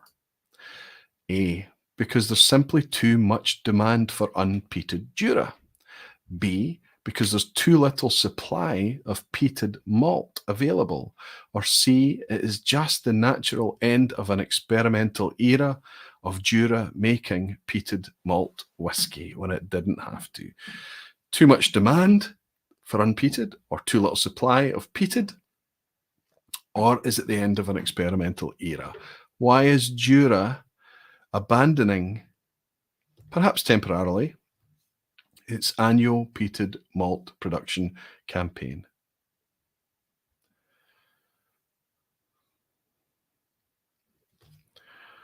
Macallan Fine and Rare is all wrong, Aquaviti. It's Pulteney Distillery. Oh, I think Doc has just thrown a lifeline out for everyone. The rule on the vPub quiz at the end is, if I screw up a question, even if I screw up the structure of how I've asked the question, especially when I'm being so specific about it, which distillery has a boat, it's absolutely true. Old Pulteney is the brand. Pulteney is the distillery. Doc has given everyone the ability to take question 8 as a point, even if you answered it wrongly. He's not just here for his good looks, is he, Mr. Macallan Fine and Rare? Well done, well done. Not intentional by me at all. A complete, genuine, honest, obvious mistake from me. Superb. Graham Young is saying Doc for the win. Whiskey Weekend Drama saying, 8 out of 8. Terrific stuff. Superb. I love you, big guy. How are you doing? Okay, Jura has recently abandoned its annual peated campaign because of something I already spoke about earlier in the vPub tonight, like a few of the other things I spoke about. Too little supply of peated malt. Jura used to get its supply from Port Ellen maltings. There are other maltings who supply peated malt, but it's under such a strain, and it's going to take a wee while for it to catch up with demand, that right now Jura are going to spend its time focusing on just keeping the unpeated malt, keeping itself in production, and it'll pick up the peated malt a wee bit later. Jimmy Legg is saying, there's only one good thing about being late to the vPub. I can watch the replay tomorrow. Also, I'll never hate you, Roy. Not much anyway, with a wee wink. But he's buying me a dram here. What happens if I click that wee love heart? Oh, I get to like the That's amazing. Look at that. I never knew I could do that. So click that off for everyone that I get to give a wee bit of love back when people buy me drams. That's amazing. And I can't not give a wee love heart to our mystery character, Wook. That's amazing. I never spotted such a thing could happen. Well, it's all the little things, isn't it? Fantastic. Okay, we roll into the ass hat at the end. Let's see how the scoring is doing. 9 out of 9 for Graham Young. Fantastic. Mikey Hayes, 69. Sorry, I mean 6 out of 9. Graham Cartwright saying 8 out of 9. Chris Barlow on a 7. Ebhead on a 7. Oh, a lot of people slipping, I guess. Ebhead, 7. Terror Tower, 7. 9 out of 9 for Bruno Martins. He's intact. Dave Barnes on a 7. Steve Atkiss on an 8. Good to see Steve. Hoyt on an 8. Gene Kelly saying ready for the asshat on an 8. Chris Pollack saying 8 out of 9. But thanks to Doc, 9 out of 9. Keep it together, Chris. Graham Fraser has also got a 9. Steve Atkiss suggesting 9. Did I pick that up wrong earlier, Steve? B, he's saying no 9. He is. Maybe just a wee bit behind. Peter Lee on a 9 out of 9. There's going to be a 10 out of 10 tonight. Come on, the odds are looking good. The odds are looking good. The asshat is belligerently awkward and difficult tonight. I think it's not too bad. I think it's possible. Question 10. According to the Malt Whisky Yearbook, how many new distilleries have a capacity of 1 million litres per annum or greater? So according to Ingvar Ron's Malt Whisky Yearbook, how many of those new distilleries in the second section have a capacity of greater than 1 million litres? 1 million litres or greater. Is it about the same number as A, operational Islay distilleries, B, Scotch malt distilleries owned by Chivas Brothers, or C, Scotch malt distilleries beginning with the letter B, which you might recognise as the exact same 3 options I gave you 2 weeks ago for the 14th of March vPub? No matter, it doesn't make it any easier for you. How many new distilleries, according to Ingvar, has a capacity of 1 million litres or greater? The same as the amount of operational Islay distilleries, the same as Scotch malt distilleries owned by Pernod Ricard Chivas Brothers, or C, the same as the amount of Scotch malt distilleries beginning with the letter B. Total guess for the win, says Kyle Taylor, going for C. Michael Heslin celebrating an 8 out of 9. Stewie Baby is in. Good to see Stewie. He's going for B. Blind shot C, says Justin Wan. Bruno Martin's saying B. Ian Bruce is saying A. Gene Kelly's saying A. Chris Barlow is saying A. Road to Dram Alberto is saying B, guessing. Lachlan McKenzie is saying A, I guess. Of course, it's all guesswork, guesswork, guesswork. Steve Atkins is saying it's B, 100%. Final answer for 10 out of 10. So he's suggesting that it's the same as the amount of distilleries owned by Chivas Brothers. Got to go with C. Rafa Rutka. That looks like a new name, Rafa Rutka. He's going for B. Nice to welcome you in. I think it might be the first time I've read your name out. Ted Brooks on C. Well, not only should this have an asshat in there, it looks like, well, it's only an asshat. It can't be a banana skin and an asshat, but it is difficult. And it's going to be tricky for anyone to have got this right unless they have the Malt Whisky Yearbook at their left-hand or right-hand side in order to flick through and count ever so quickly. I can tell you that Scotch malt distilleries beginning with the letter B is 19. Scotch malt distilleries owned by Chivas Brothers is 12. His operational Islay distilleries is 9.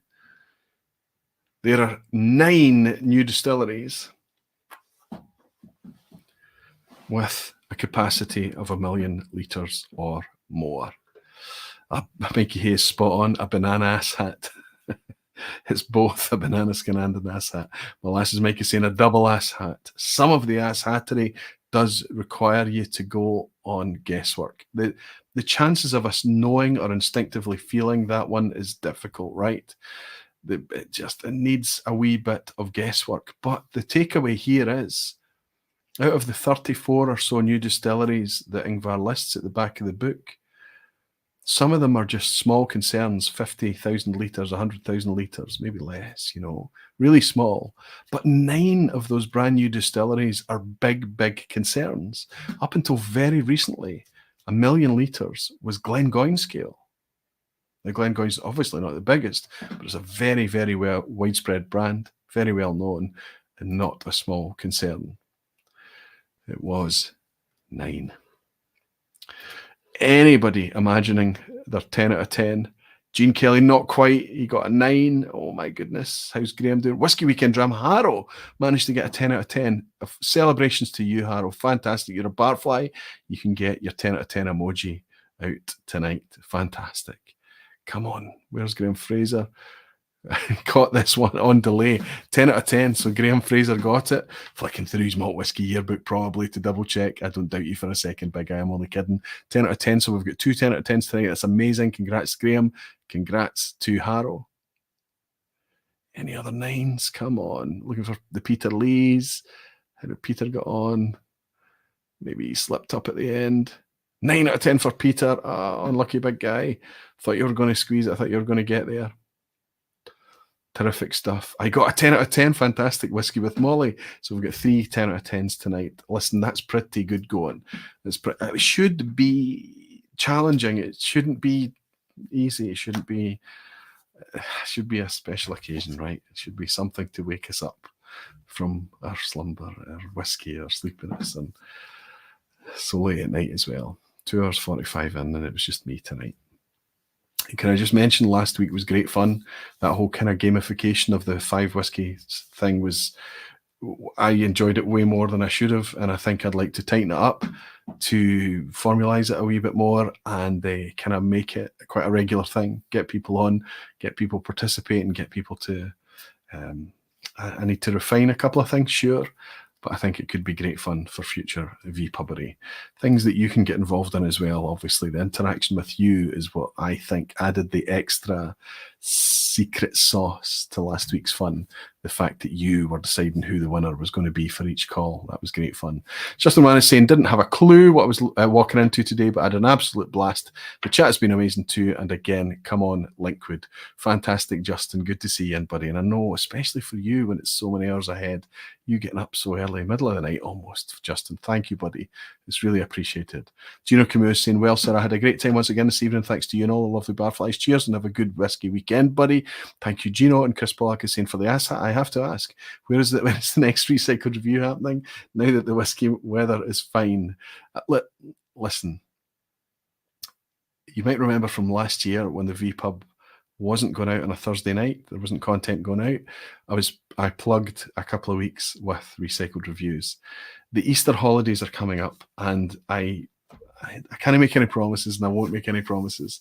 But I'm going to do the best I can throughout April and May, when I tend to take kind of wee school holiday type breaks for the family, that I'll plug one of those with a recycled review. I'm now at the point that I don't have an excuse anymore in terms of empty bottles. I'm tripping over them down here now. I'll be able to put 15 of those together and make a recycled review. Thanks for bullying me, Chris. Pete Head is saying, and with that, I'm calling it a day. Finally, thanks for organising Aquavita, and to all of you, happy Easter, and see you next time. Slanchava. Did Dave Barnes make it to the end? He did. 8 out of 10. He's saying, I will take that. I'll raise a glass to all of you for joining me tonight. Good night, Frank, and well done to Dave for staying to the end. Cheers. Tom is in. Great vPub. Good to see you, Whiskey Wine Trails, Tom.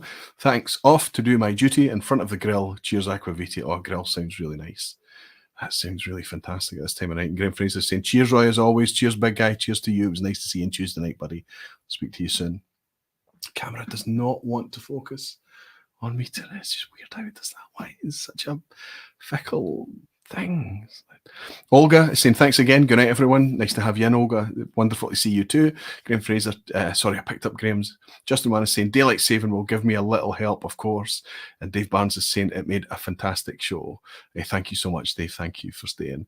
Thank you, Roy from Daisy, saying another fab evening. Happy Easter. Barflies, happy Easter to everyone. It's a good call, Daisy. A recycled review of Easter egg packaging. Oh, it's maybe a bit deep. See what I can do, Ian. And Mike Molasses saying, enjoy your weekend and all you barflies. Robert Brotherton is in. Good to see you, Robert. I wonder if that's the first time I've welcomed you. He's saying, great vPub, great to catch it live. Cheers, Roy. Nice to welcome you in, Robert. Fantastic to have you here. Terror Tower saying, cheers, man. What a fun time tonight. Old Pulteney fooled me twice. Well, cheers to you. Thanks for your honesty, Terror Tower. I hope you come back for another. We go at it another week. Bruno Martin's is saying, good evening, barflies, and thanks, Roy. Okay, let's hang things up. I've had a fantastic night just hanging out with you and Mon, nearly 3 hours again. Are we just getting to that point now that vPubs can never be 2 hours again? I don't know.